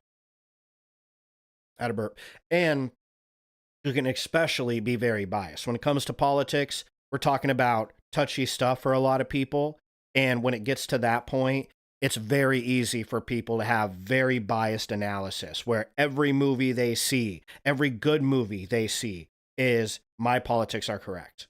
And it's like, okay, if that's really where you're coming from, what are the chances you are actually correct? What are the chances every filmmaker who ever made a good movie made a movie about your politics and how it's right? Seriously, just be serious with yourself. How the fuck would that even be a possibility? Come on. Don't be silly. Don't be silly. Don't be a silly goose and do that and be one of those people. Yeah. But yes, good example. Again, Cutie Pie, you're just killing it with the examples today. Okay, let's let Mr. Nice Beard here finish his rant. I got my rant in. Let's let him have his. But I do agree his analysis there was a bit of a stretch. But he's just doing it to prove the point of how you can see these ideological opposites in movies. That's really all he's trying to do. Give you a good example. It's interesting that the person who wants absolute power is ultimately defeated, and freedom, democracy, prevails. So, Strauss's work on binary opposition is actually quite simple. Narratives contain themes which conflict with each other, and the way that they're resolved might suggest ideology. But how do we as an audience identify binary opposites? In film, there are very often stylistic clues that act as signposts to them. Let's take the Force in Star Wars, Jedi versus Sith, or good versus evil. We see this in oppositional costumes, colors, lighting. Even the camera work looks different. Stylistically, this is showing us two oppositional forces. Essentially, it comes down to this. If you're analyzing film, where can you see the most polarizing characters? What do they represent? What are their motives? Who wins, and what does that say about society? Just even a note, you know, he already pointed out the color thing. Bad guy dressed in black with red saber. Good guy, face uncovered, dressed in clothes that much closer represents your average person, and blue lightsaber, right? Kind of like blue, white as in heavenly, red as in demon, devil, hiding his face. Has that feeling of like sneakiness to it, right? Darth Vader here, he's a sneaky fuck, hides his face. Luke, open face, totally, you know, wants to show who he is, being honest. You can kind of like see the honesty versus deception thing going on there. And then, of course, you know, dressed kind of like your average day dude. I mean, you look at that in that particular, I know it isn't, but if you just from this angle with the shadows, it almost looks like he's wearing a t-shirt with a long sleeve shirt underneath. And like a regular dude's clothes, and then this guy's got the fucking helmet and the big gloves and the military boots. You know, you see these different binaries, right? Or to put it even more simply, who are the goodies and who are the baddies? That's all for today, guys. As always, thank you very much for watching. If you've learned anything, if you made it to this point, I'd really appreciate it if you left a like. And if you're looking for where to go next, I'd recommend checking out that video on narratology I mentioned earlier. I do love when they point to a part of the screen and it's the wrong side of the screen. I think it's always funny. Okay. Yeah. Wow. I didn't realize we were already on an hour and 40 minutes. So we only got technically 20 minutes left in the stream, but I'm going to keep going until we get through everything because it's not going to be that much longer. You know, when I'm talking about shit that I love to talk about, I always end up over talking. It happens. So, okay. So there was the Media Insider on binary opposites or binary opposition. I think it's a great video. I'm going to have it down in the links to my YouTube video so you can go check his video out. Give it a like and subscribe to his channel if you really enjoy film theory content, right? Because, yeah, this guy really helps with understanding that sort of thing. So, in any case, I feel like we got a good enough understanding of binary opposition, and that is one of those systems, or excuse me, one of those structures or rules within a system that we want to be analyzing in order to find the meaning in a movie. And he gave us a great idea on how we do that using binary oppositions. But what are some of the other elements that we need to understand, right? Well, so I guess this is more about binary oppositions by Beverly Boy Productions. This was just a little bit of added context for binary opposition. And I do think Media Insider did a good enough job that we understand it now. So I'm just going to link this article in the description of the video for you to check out if you'd like some further reading. Like I said, Beverly Boy Productions, I use their website a lot because they explain a lot of film theory orientated topics, and they're really good for that. But you see here, they got a quick rundown of binary opposition. So go check out this article in the description if you feel like you don't fully grasp the concept of binary opposites, right? This is another resource for you to get that will help with that. So we're going to jump into semiotics. Okay, that's going to be another one of these structures, these structures or patterns that we're going to want to look at in film, right? So like we've already gone over semiotics. It's the study of signs, essentially signs and behavior regarding signs, what signs mean to our culture. Yeah. So we're going to deep dive into that a little bit more and see how semiotics, the study of signs, how we can use that in film to create a structuralist film theory analysis of a film. What are the signs that we can spot using the concept of semiotics, right? Not the concept, the discipline of semiotics, right? The school of semiotic thought, right? So before we do that though, I'm going to do it to you. I need to go pee. I need to pee really, really fucking bad and get a coffee. So I'm going to do that and kiss my cutie pie. Got to do those things too. So I'm going to do all three of those things super quick. And then when we come back, we will watch this video. But you chill, enjoy this lovely be right back screen, and I will see you guys in here in just like 2 or 3 minutes, all right?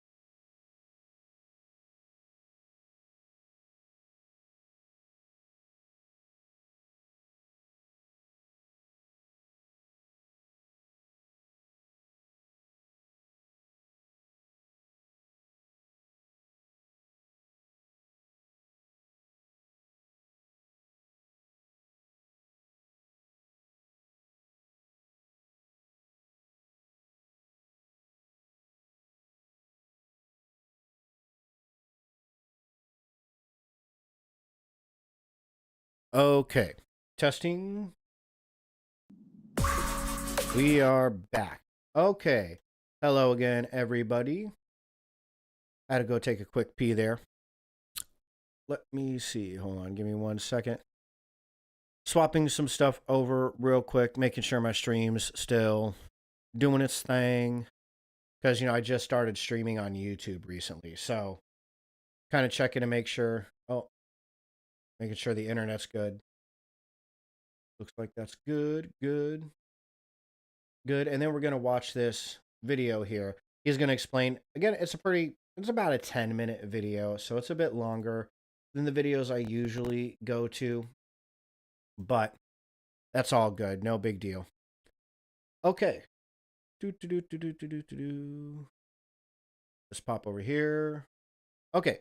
So let's go ahead and watch this guy's video. This is Media Insider again, right? Same dude with the sexy beard and the hair. Yeah. So we're going to go ahead and watch this video. Let me throw you over on the YouTube screen. This is about semiotic analysis for beginners in film, right? So check it out. See what he has to say. I'm going to be honest, I don't think I can explain semiotics theory any better than Matt Damon.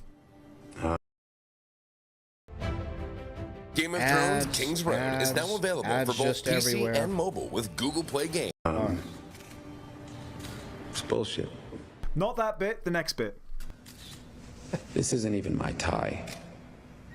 In fact, our data suggests that I have to stick to either a tie that is red or a tie that is blue. A yellow tie made it look as if I was taking my situation lightly, and I may in fact pull my pants down again at any moment.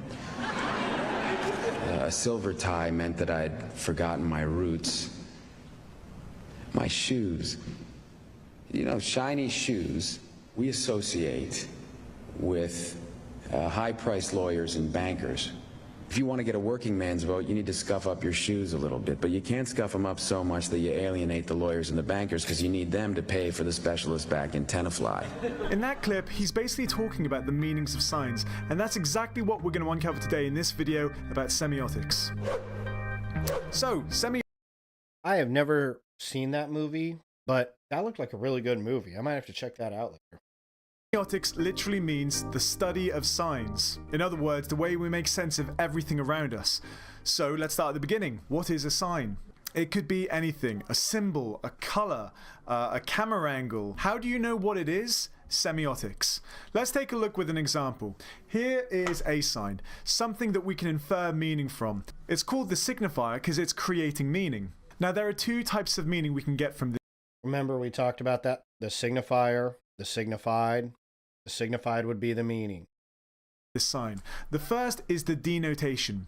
That's literally what it is. So to anyone who recognizes it, this is the Apple computer logo. However, it also has a connotation. That is a sort of associated meaning. So although it is literally a picture of an apple or a logo, it might mean to you high-tech equipment, technology made in California, iPhones, mass consumerism. Now, these aren't the only connotations of this sign, because it depends on your ideology, your background, your culture. So depending on these factors, you might look at this and think Chinese sweatshops. You might look and think overpriced equipment. The reason for this is signs are polysemic, poly meaning many, so we can read signs around us in many, many different ways.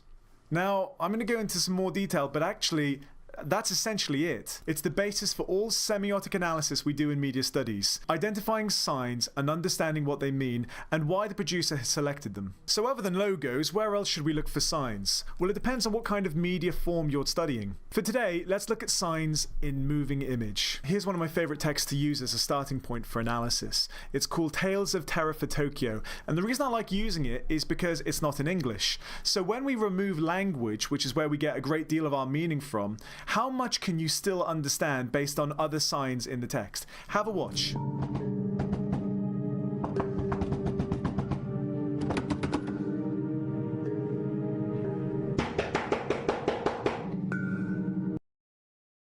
All right, so what are you getting from this, right?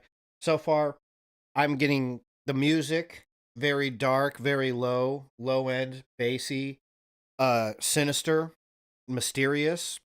You're getting the banging and the slamming on the door, which sounds like somebody trying to get through that door, really wants to get through that door or get the attention of somebody else on the other side of that door. You'll see like the way she's moving, the way the camera's moving from her POV or point of view, the way she peeks around the corner. She's just for some reason scared, right? That kind of mirrors what the music is saying, that something sinister is going on here, that the guy banging on the other side of the door isn't the fucking milkman, you know, or if he is, he might be a real dick, you know, or, you know, a monster, or this might be like a really bad guy on the other side of the door. So those are some like things that I'm getting off of this right off the back. Yeah. I don't know. If you have anything you can think of, add it in the comments. だから町子おばちゃんって言ってるでしょ。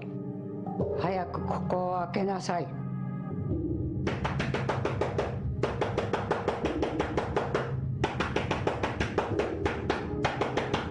Yeah, see, the knocking almost feels a little inhuman, right? Like to be knocking that intensely, like, and then that voice, very monotone, like there's a weirdness there. I mean, there's almost an oddness there because you're not sure. I mean, that doesn't sound like a normal person. You know, those signs, right? Those semiotics aren't coming through in the way they normally would. You know, if somebody was knocking on your door and you said, yeah, who's there? And we don't know what they're saying because it's in Japanese and I don't speak Japanese. But, you know, if you're saying like, hey, who's there? You know, and they say, oh, wow, hey, like I need inside because something bad's happening out here. You know, you hear the intent that in their voice that there's something going on and you need to open a door. This person needs help, something like that. But that was a very monotone voice where you weren't given any sign of emotional distress or anything like that. And you combine that very monotone, calm voice with that rapid banging on the door. And it's kind of like a mix of signals almost to me, right? I don't know. Again, if you can think of something, throw it down in the chat.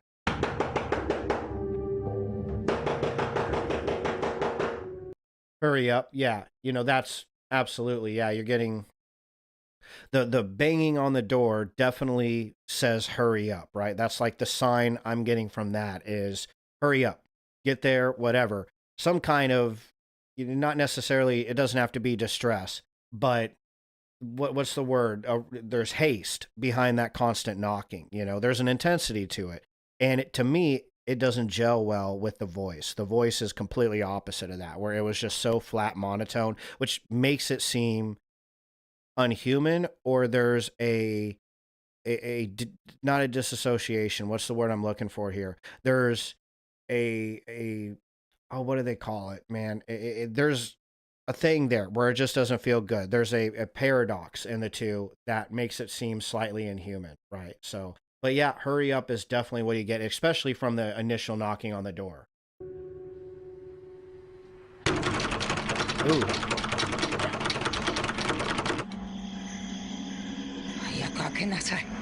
Okay, see, the voice right there, you hear that harshness in the voice. Now it sounds even less human, right? And then the hand through there. Let's look at that hand again. That hand was a freaky fucking hand. Dude needs to clean his fingernails.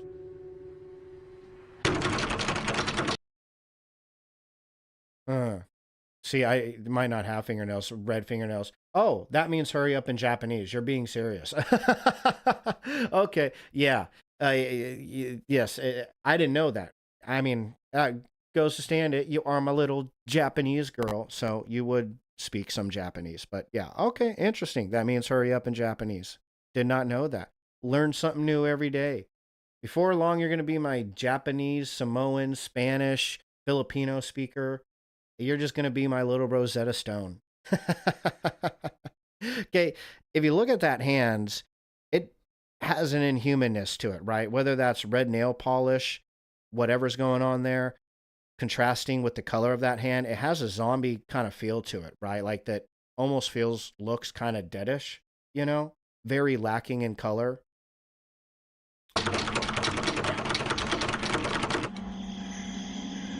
And then that kind of growl hiss right there. I don't really know if that's coming from the other side of the door, but it doesn't sound good.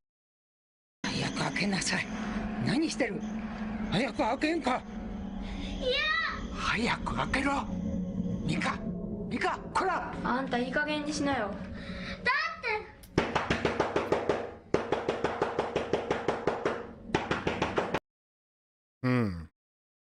That's an interesting shot. That's a really cool shot.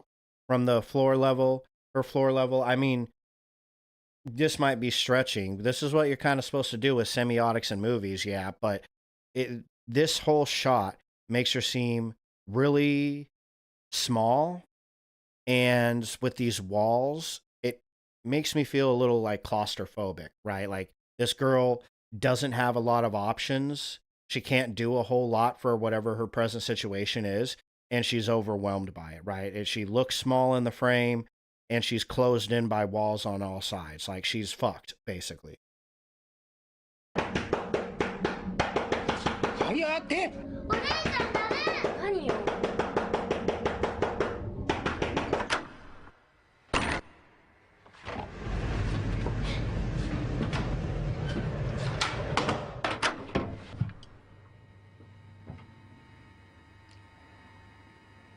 Wow, who was ever on the other side of that door really fucking freaks this little girl out. I wonder, like, is there a possible meaning behind, like, the color pink? I don't know what pink really represents, but...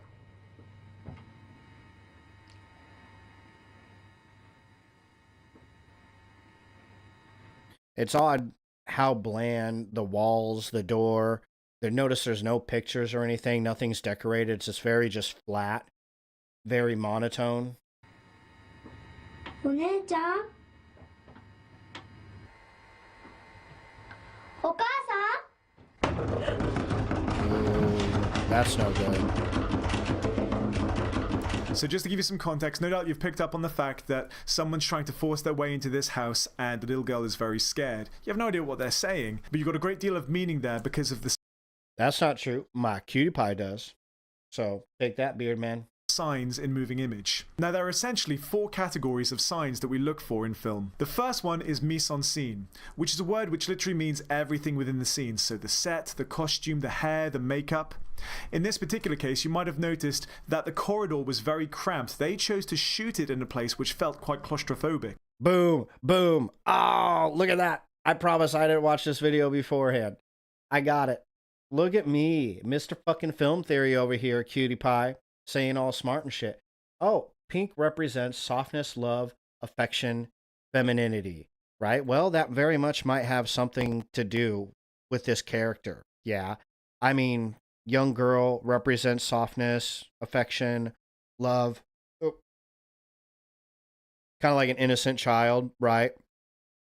Makes you, I mean, just the fact that it's a child that this thing's coming after, whatever it is on the other side of the door, it freaks you out even more, right? Because it would be different if this monster was coming, whatever it is, was coming from an adult. You know, you would feel like they would have more of a fighting chance. But the fact that they're coming for a small child even makes the whole situation a little bit worse, you know, because children represent that innocence, you know, that affection, you know, naivete, helplessness, that kind of thing. There was also a lack of decoration. The walls were very plain and white. Cutie, I was born for this film theory shit. Right, they lacked personality, almost felt very cold. And finally, by selecting a girl who looked quite sweet and innocent and cute, the feeling of terror, like when you're a child, was so much more than had it been an adult trying. Are you seeing this, cutie? This guy's stealing all my best lines. Oh, that's crazy. I'm not usually right when I say things like this. That's why it's a big deal to me. To let someone in. The next category we have is sound. So, yeah, okay. In the category of sound, we went over that. The music, the non-diegetic sound, the music in the background was very ominous. That banging represented the intensity. Something really wants this girl. The monotone in the voice, I wonder if he brings that up. Think he's going to bring that up, the monotone voice. You might see signs in the form of music, sound effects, the way people sound. I mean, listen to the voice of the person behind the door.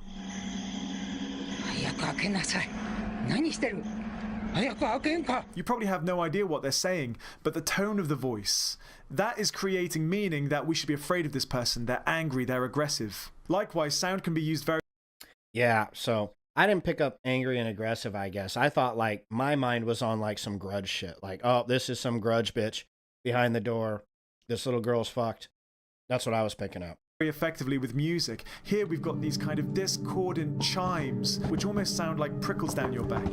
And it just as effectively creates meaning with no sound. Remember this clip where there was no noise at all? Yeah. Really ups the intensity. Why can't I make any changes without an admin approval? Why can't I watch a video without your fucking face on it?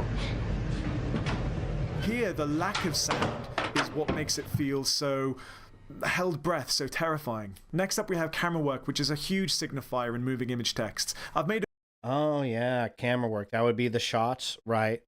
I guess I didn't say nothing about that. You know, I did notice. I'm going to put this down before he says it. I'm going to drop the gauntlet. Well, maybe not. I don't know. We'd have to go back and watch it, but I don't really want to. Yeah. I don't know. Let's see what he says about shots. Okay, that's something that I'm not too good at analyzing. So let's see what he has to say. A video all about reading cinematography. I'll put a link at the end of the video. But essentially, we can look at the way the camera is framed, the composition, the movement, and how that might be creating meaning for the audience. So in this case, we had an awful lot of extreme wide-angle shots, sometimes bordering on like fisheye. Again, this really emphasized just the amount of space and how small the young girl looked in these small rooms. And then finally, we look at editing in film. And this literally means the use of sequencing, how... I did kind of say that. Yeah, you were there, Cutie Pie. You can back me up. I did say that that one shot makes that little girl seem very small, like helpless, like overwhelmed almost. Anyways. One clip moves directly to another. A couple of things which I felt were really effective in this clip was the extended scene where there wasn't any cutting for a while. Because this scene was so long, again, it added to that kind of held breath sensation we had with the lack of music. Furthermore, by cutting from a shot of her face, eyes wide and terrified, straight to the door handle, we're creating the meaning that she is afraid of whatever is trying to get in. So now we know what signs are. That's pretty good. Yeah, I didn't pick up on any of that. And where to find them. Let's take a look at some of the wider implications of semiotics. Signs are selected by media producers to create specific meaning. Take a look at this example. In my new magazine, I could select this picture to represent Plymouth, or I could select this one. My decision is going to create a huge amount of meaning for the audience. That's a huge amount of influence I have over. Be honest, that image is kind of cool. I don't know what it conveys, but compared to the other image. New magazine, I could select this picture. Yeah, for a magazine, you'd probably want that one, yeah. To represent Plymouth. Or I could select this one. My decision is going to create a huge amount of meaning for the audience. That's a huge amount of influence I have over my audience, my selection of signs. So what happens when a sign is used consistently in culture? Barthes argues that when this happens, a sign can become a myth. And a myth is almost like an accepted dominant connotation of a sign. So a great example of this would be a bulldog, which, at least to British audiences, is an accepted sign for Churchill or Britishness. At the end of the day, it's just a dog, but in England, it is an accepted belief of what it means. We call this process naturalization. Think of it as the media shaping society's ideology through repeated use of signs. So another great example of a myth through the process of naturalization would be the representation of Dungeons and Dragons. So that concept is very, very important in my opinion. Okay, it's an opinion, not a fact, but I personally... I mean, I believe it's 100% true. Not only is it true, in my opinion, but it's very important when you're understanding what kind of a cultural impact a movie has, understanding how this movie and other movies are continuing to repeat the same patterns. It does shape. It is naturalized in the culture by people who continuously watch this movie in the masses. They begin to naturalize these patterns and see them as, in some case, true. Even, you know, like a bulldog represents Winston Churchill. I would have never fucking thought that. But apparently to British people, that is a thing, you know? And so it's important to keep an eye out for that in movies. Because when you can see a continuous pattern being shown in a movie, there's a good idea there that there's at least somebody in the process of making these movies, all these different people who are trying to naturalize a myth in people's minds, right? Like, I mean, that's essentially how filmmakers use propaganda subtly. That's the big thing. That's the subtle use of propaganda. Is just continuously pushing this myth in a movie, right? If you think back to how Russians in the 80s were constantly portrayed as the bad guys, that was a form of propaganda. We were in the middle of the Cold War in the 80s, and this is well documented. This isn't an opinion of mine. This is well documented. Here, we're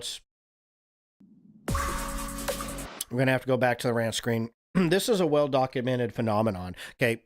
I'm not making this up. This isn't an opinion. Like, American filmmakers regularly put Russian men as the bad guys in a lot of your 80s and a very large amount of 80s action flicks. And there was a reason for that. It was propaganda. Shitballs. Microphone. It was propaganda. It was to make you afraid, make American audiences afraid of Russians. And we were in the middle of the Cold War. It would behoove the American government to want a society that is afraid of Russians, because then we are more willing to play along with the Cold War and even the possibility of going to a hot war, actual dropping bombs and shit on Russians. And the reality, you know, that propaganda serves a purpose for the government. But the reality is a lot of Russians probably at that time didn't give a shit, right? They were like, they have the jobs and husbands and wives and kids and all the same responsibilities you have in the world. They're not concerned with killing you because you're a fucking American, right? If they are, there's a possibility that they feel that way because of all the Russian propaganda that tells them Americans are this, that, and the other thing, right? You see how governments there can use media to force populations to hate each other when realistically there might not be any reason at all to hate each other. You see what I'm saying? Hollywood has done this over and over again. There is plenty of evidence that Hollywood has done this and has never stopped doing it. Okay, so if you just watch movies nowadays, it's just an exercise. Watch movies nowadays and see who constantly fits the role of a bad guy in today's modern films and television. I guarantee you, because this is Hollywood, this is the film industry we're talking about, they have a myth that they're trying to push. Who is the bad guy in most films and in most television nowadays?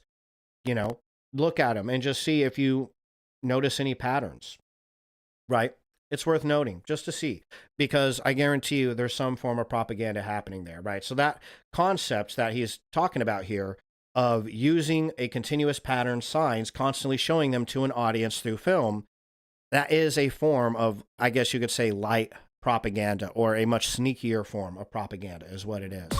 What it can turn into, anyways, when it's wielded by the wrong hands. Doesn't have to always be used for propaganda, but it certainly can be.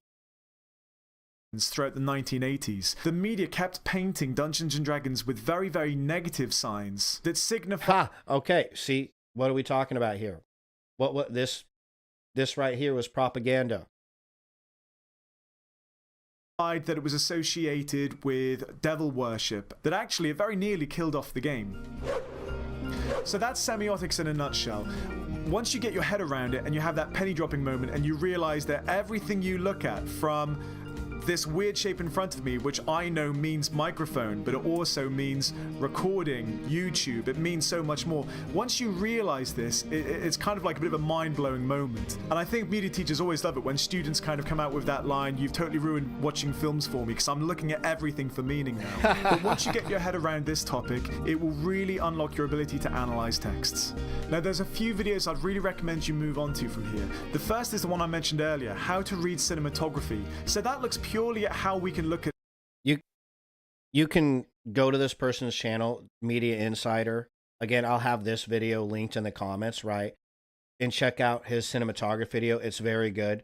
I also have that same video in my 8 Elements of Film Theory. So, or deep dive into shots, excuse me. So you check that out. That video is also in there with some other YouTube videos that also go over how to analyze cinematography, specifically camera shots, right? So I still recommend going to this guy's channel and what's the word? Not following, subscribing to his channel. Give him a like, subscribe to that shit, especially if you like film theory content. At signs in terms of camera work in film and what they might mean.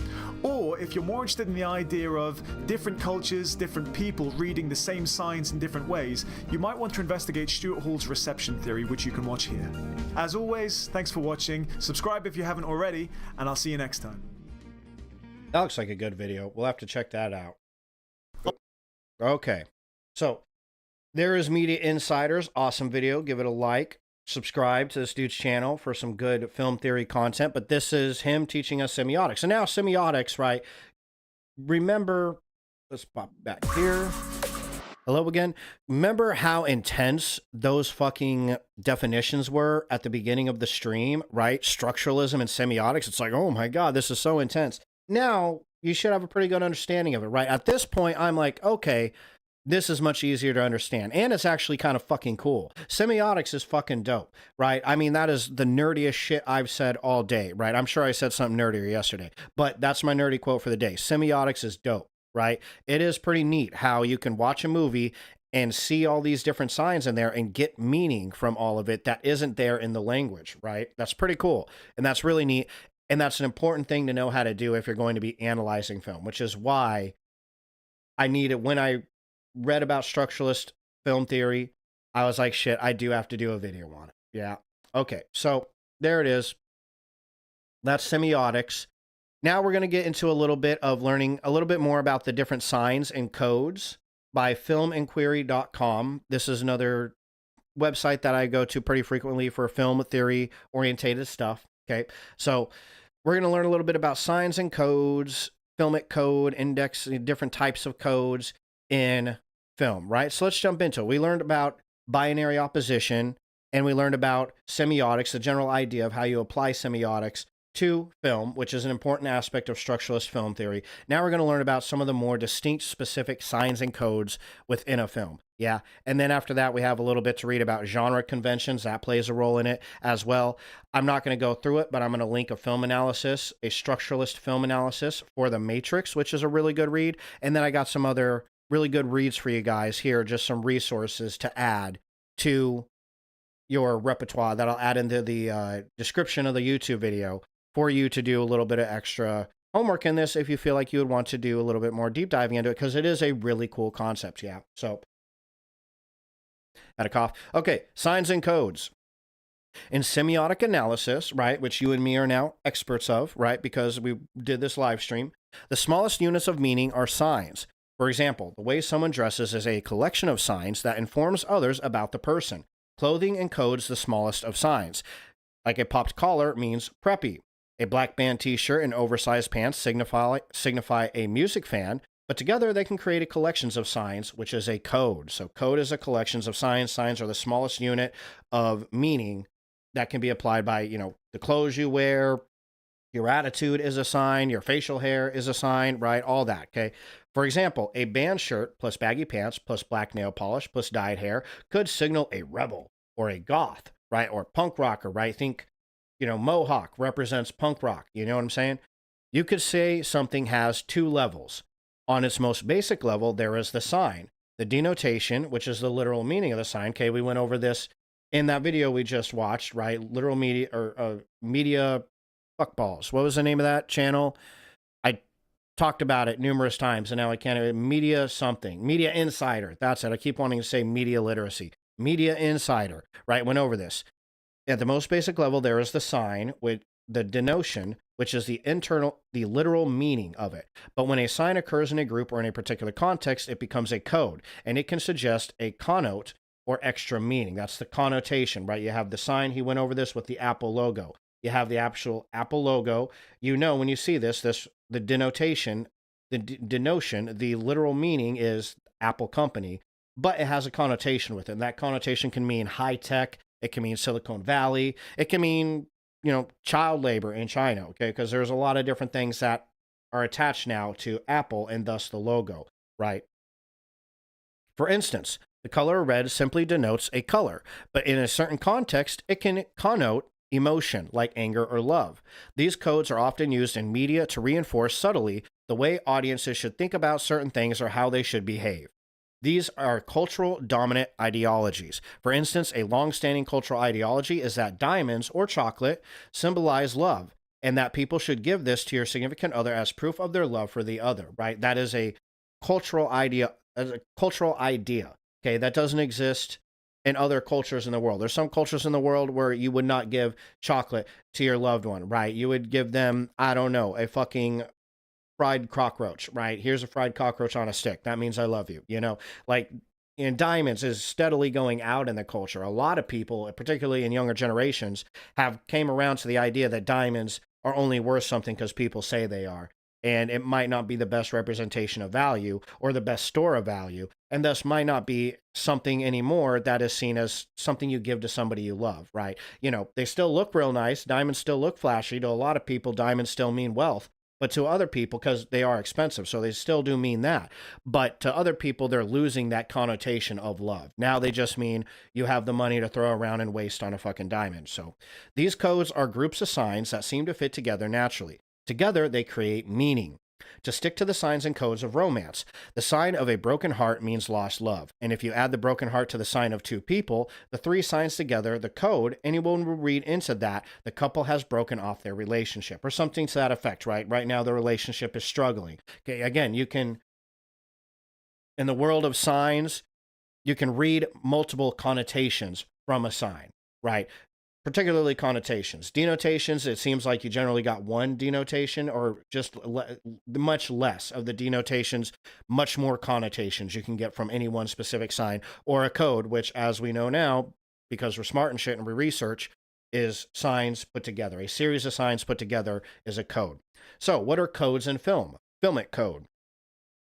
4 types of signs and codes exist in semiotic analysis of film. There is indexal signs, okay? Remember we kind of talked about the 3 different categories of signs in actual semiotics, right? We had index signs, referential signs, and symbolic signs. Well, we're going to echo some aspects of that here in semiotic analysis of film. Indexal signs. These are the most basic signs in film. Indexal signs indirectly point to a certain meaning. Again, a good representation of that is the sign of falling rocks would denote that ahead there's the possibility, you know, that's a road sign, by the way. If any of you haven't seen the road sign, there's a road sign that has falling rocks, and that means you get it a lot out here in the Midwest.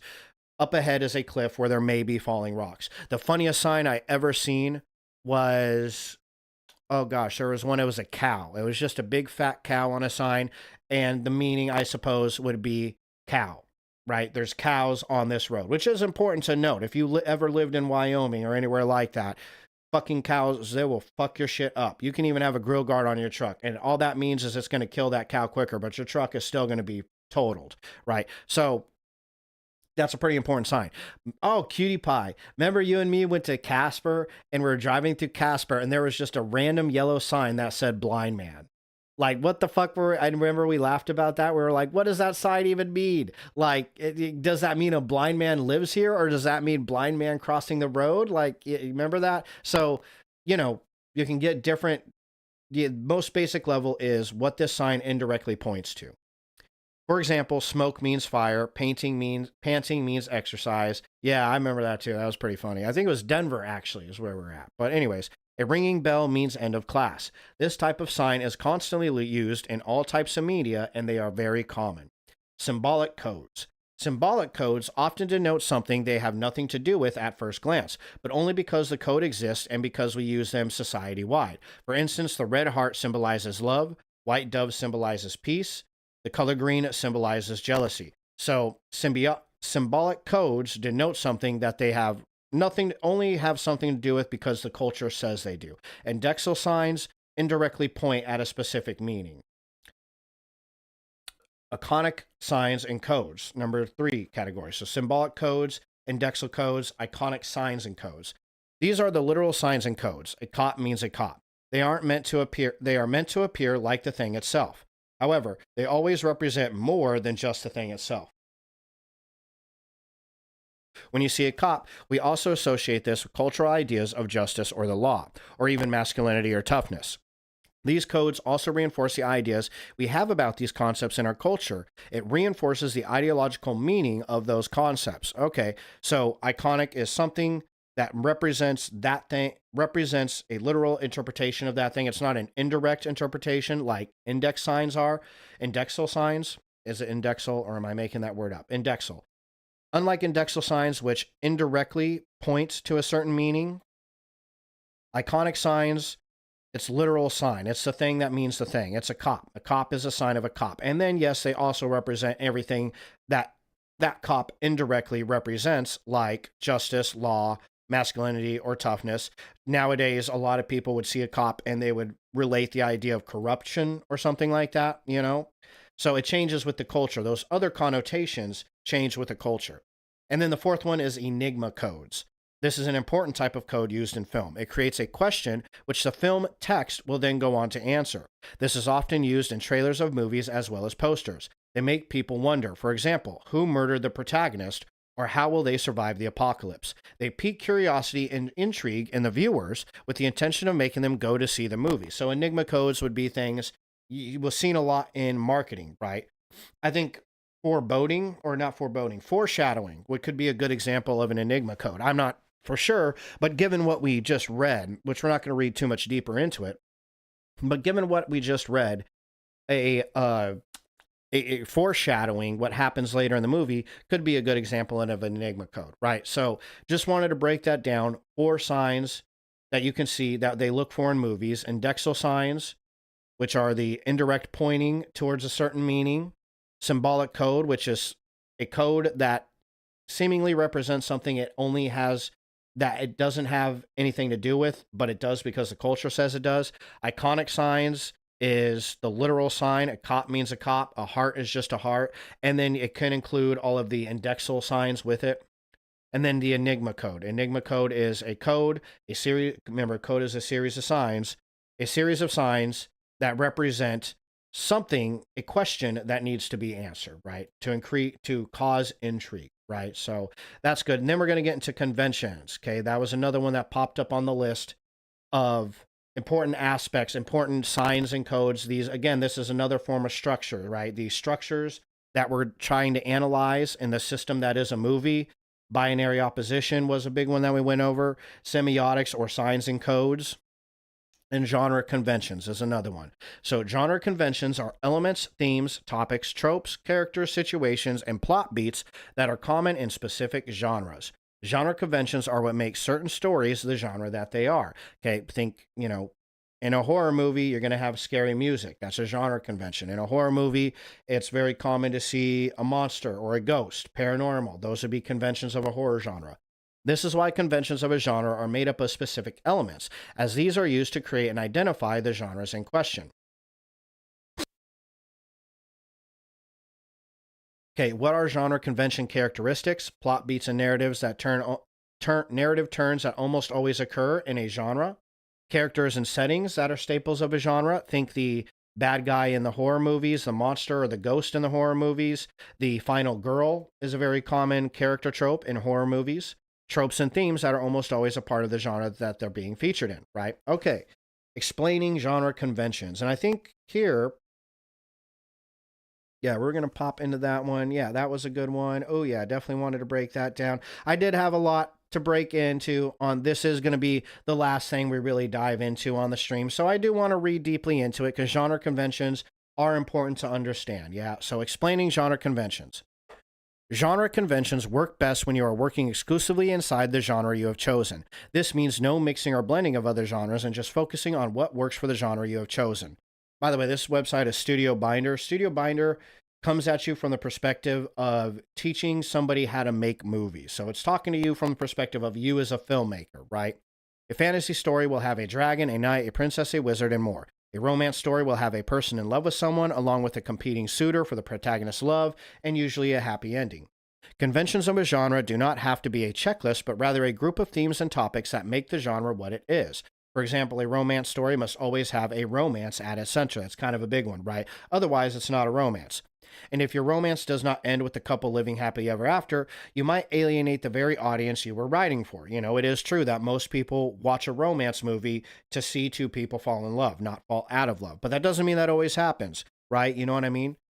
I can't think of any right now, but there is romance movies out there that where it doesn't end with the couple having a happy ever after, you know, or they do, but the happy ever after isn't with them together, right? Same if you write a Western that isn't set in the West, doesn't have a gunslinger, a showdown, or a sunset. You might upset some, if not all, Western fans. I'm sure you could lose the sunset, but definitely like a gunfight and a gunslinger and be set in the West, yeah. In many ways, genre conventions exist to give the people what they want. Dragons and fantasy, shootouts and westerns, monsters and horror, and so on. This is also why plenty of writers have made a living making stories in the same genre, as they know what their audiences want. It's like the old Greek comedies and tragedies. The genre alone should give you the gist of what you're about to read or watch. That said, plenty of movies set in specific genres have broke with convention in one way or another. Oh, very interesting. Yeah, okay. I was hoping you would add something there on the romance movie front, Cutie Pie, because you watch a lot of them, so you'd be a good one to talk about genre conventions and romance. A lot of shows and movies now end with the message of the person finding love within themselves. Yeah, I've noticed that too. I don't watch a lot of the romance, but I have at least seen from people bitching about it on the internet that this is a very common thing nowadays. And this almost kind of harkens back to that idea that we were speaking of the myth, right? How movies use specific codes and signs to build up an acceptance or a naturalization of that idea in a society. Right now, we are living in a time where we have the lowest rate of marriage and the lowest rate of childbirth in the history of this country. And all Western countries are experiencing this. It is interesting, just interesting. I'm not saying it's the cause, right? It's not the direct cause, but it is very interesting. In fact, I think it's a chicken and the egg kind of question. Are movies incorporating, are they throwing away the message of find love with someone else for the message of finding love within yourself? Because one, that is a convention that they're pushing on society. They're trying to naturalize this myth in society. Or are they, two, the other option, are they just doing it because they know a lot of their audience isn't finding love with other people? And most of us are just left with the choice of having to find love within ourselves. Is that why they're doing it, right? They're just trying to give what they think the audience wants, which is not a happy ending, because a lot of people aren't finding those happy endings anymore. You know, I imagine it's probably a combination of both. Realistically, the films are giving people what they want, but because people are saying this is what they want, films are then pushing, yes, this is what you want, right? It's a kind of a what is that? It is a positive or negative. This one, I might be a negative, but a positive or a negative feedback loop, right? You know, so it's just interesting. That's kind of how movies use signs. And I don't necessarily consider it, you know, you can consider it propaganda, but it's not, you know, propaganda can be good. It can be bad. It have a good reason, a bad reason. I'm not necessarily saying it's a bad thing, but that's a very interesting thing you've noticed. And yeah, plays exactly into what we're talking about. So thanks for bringing that up. Cutie Pie for the win as always. Or it could be a message like RuPaul says, if you can't love yourself, how in the hell are you going to love somebody else, right? Yeah, for sure. Yeah, it could be a message like that. Like, I could see that. Again, that is a good message too. That one, I do think that's probably, you know, I don't know if anybody's pushing that in movies necessarily, if that's like a sign that's regularly brought up in movies, but I do like that version of the finding love with yourself. I think that one's a better variation, right? Because the point is, you know, it isn't just that, oh, all you need is yourself, because I think there is a lot of happiness to find in sharing life with other people. You know, I do believe that, but I definitely do believe that if you can't accept who you are, you're going to have a very hard time accepting other people. You know, I do believe that too. I think RuPaul throws that gauntlet down pretty good and fucking nails that shit. So anyways, yeah, good points though. Thanks for bringing those up. That's exactly what we're talking about here. And very good example of it too, Cutie Pie. So you're just killing it today, hot stuff. Jeez. Okay. Let's see. Oh yeah. That said, plenty of movies in specific genres have broke with conventions in one way or another. Look at that. Look at you. You're little fucking film theorist over here, right? Did you read ahead? Did you come into my computer room last night and read this shit? A tragic romance can still be a success, as can a Western set in a not-so-Western location. And of course, a horror story can be realistic so long as there are still victims to terrorize. So right there, a tragic romance can still be a success, right? I don't think the message of if you can't love yourself, or finding love within yourself is necessarily a tragic message, but it is kind of what we're talking about, where it doesn't fall within that genre convention, right? So kind of crazy. It's a careful balancing act, but it can be done. Obeying and defying conventions. Oh, well, I guess that was like, to bring it back to that movie, Honora. The movie Honora that we watched, that was very much, you could have taken the subtext from that movie. That's what the entire point of the movie was to subvert genre tropes and give you a more realistic idea of modern day romance, which is Prince Charming ends up being a dickhead. The hooker with a heart of gold is just a hooker. There's no heart of gold. And the happy ending doesn't ever come. The Russian mobsters are not really tough guys. They're just people with jobs like everybody else. All those continuous conventions are all broken to give you what seems to some people to be a more realistic story, or a story that mirrors their life closer, right? So take from that what you will, but obeying and defying conventions. Some classic and well-known movies have played genre conventions straight, while others have successfully defied them. Friday the 13th series as a whole has maintained horror genre conventions to the point of parody. Jason X is their example, and that's a good one. Jason X really does satirize, or it plays a parody off of the previous Friday the 13th movies. Scream is another parody on the slasher genre, right? It's a satirical parody on the slasher genre. Each film involves a killer coming after a group of youngsters, successfully killing off a lot of them before being defeated by someone, most often the final girl who has survived the killer's attacks. Yeah. Alien is a classic film that, while mostly horror, is set in outer space. So this is a common thing now. Nowadays, horror sci-fi is a very common genre nowadays. It's its own subgenre. But when Alien came out, it wasn't. That was one of many things Alien did that was pretty new and hadn't been quite done up to that point as of that moment in history. There were still sci-fi horror movies out there. David Cronenberg had a few, but Alien did it to peak level, right? Like anytime anybody makes a horror sci-fi movie, they're trying to be Alien nowadays, really. 40 some years later, they're still just trying to be better than Alien. It set that high of a standard. So aside from the setting, its horror genre conventions are played completely straight. There's a group of people on an isolated freighter who are hunted down by an unknown and frightening monster. In the end, only one crew member remains, and it is up to them to take this monster out for good. Another movie that does this perfectly, it mixes not just sci-fi, but it mixes action with horror, is Predator. It's the exact same thing. A group of people is hunted down by a monster. That's the horror convention. But it does it in an action setting. Bunch of big, tough Rambos with guns and shit, right? That's your action movie setting, right? Same thing Alien does with sci-fi and horror. Predator does with action and horror, right? Pretty interesting. You can read our Alien script breakdown for more in-depth analysis. That's awesome.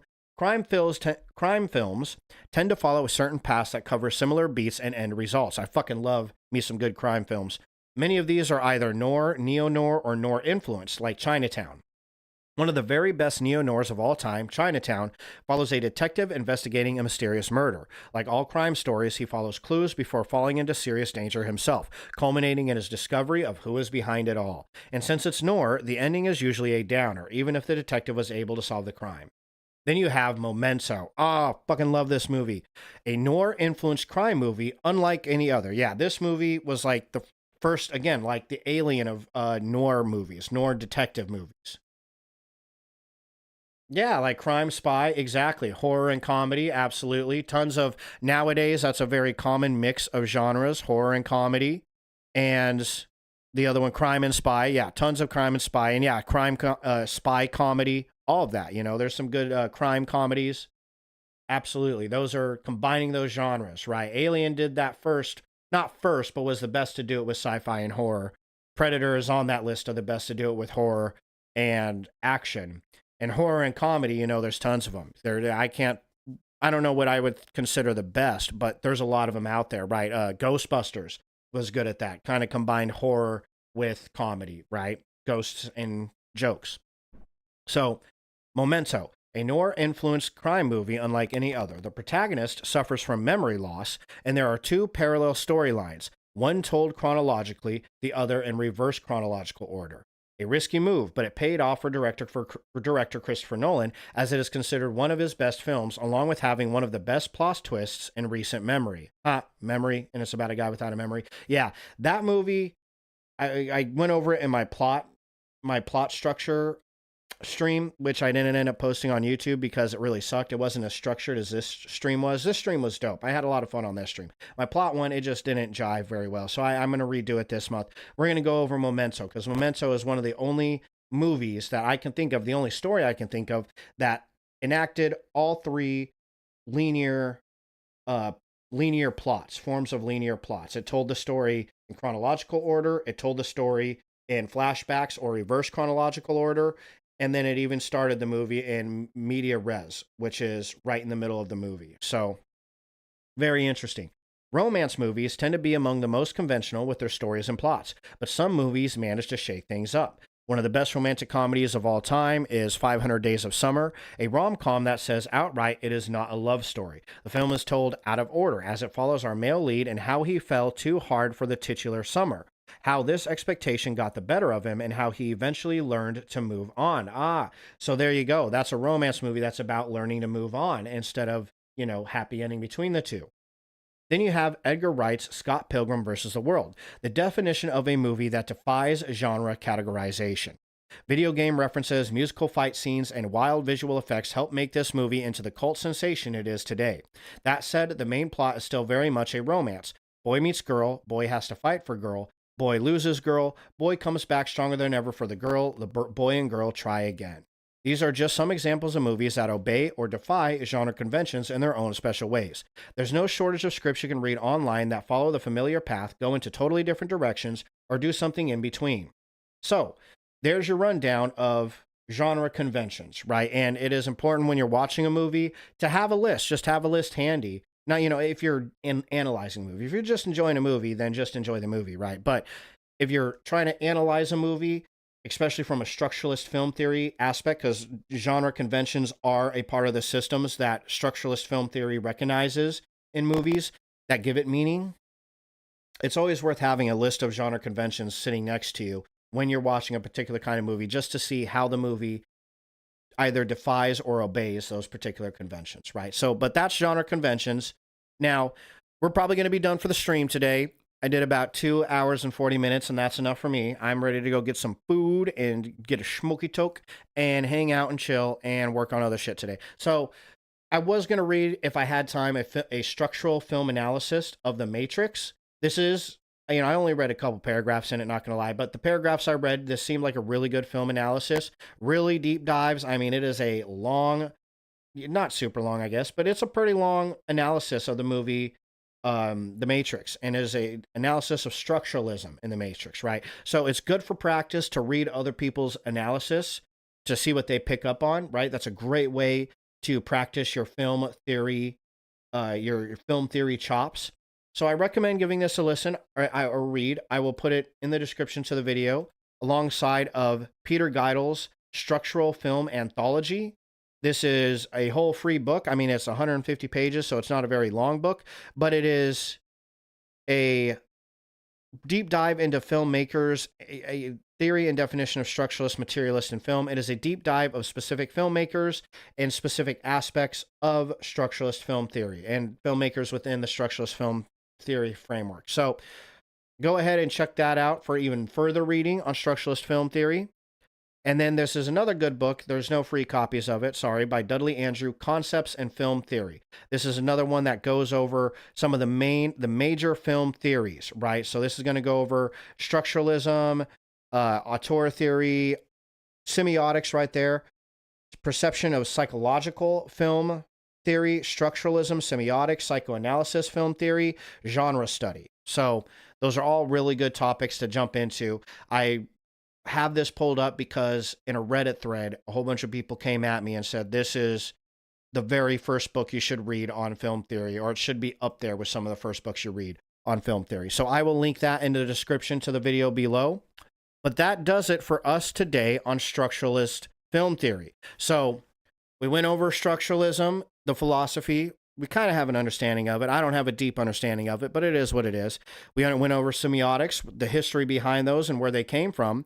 We learned what they mean to film. They just to recap that, it is the analysis of the structures in a system, in a film, and how those structures relate to each other to create meaning.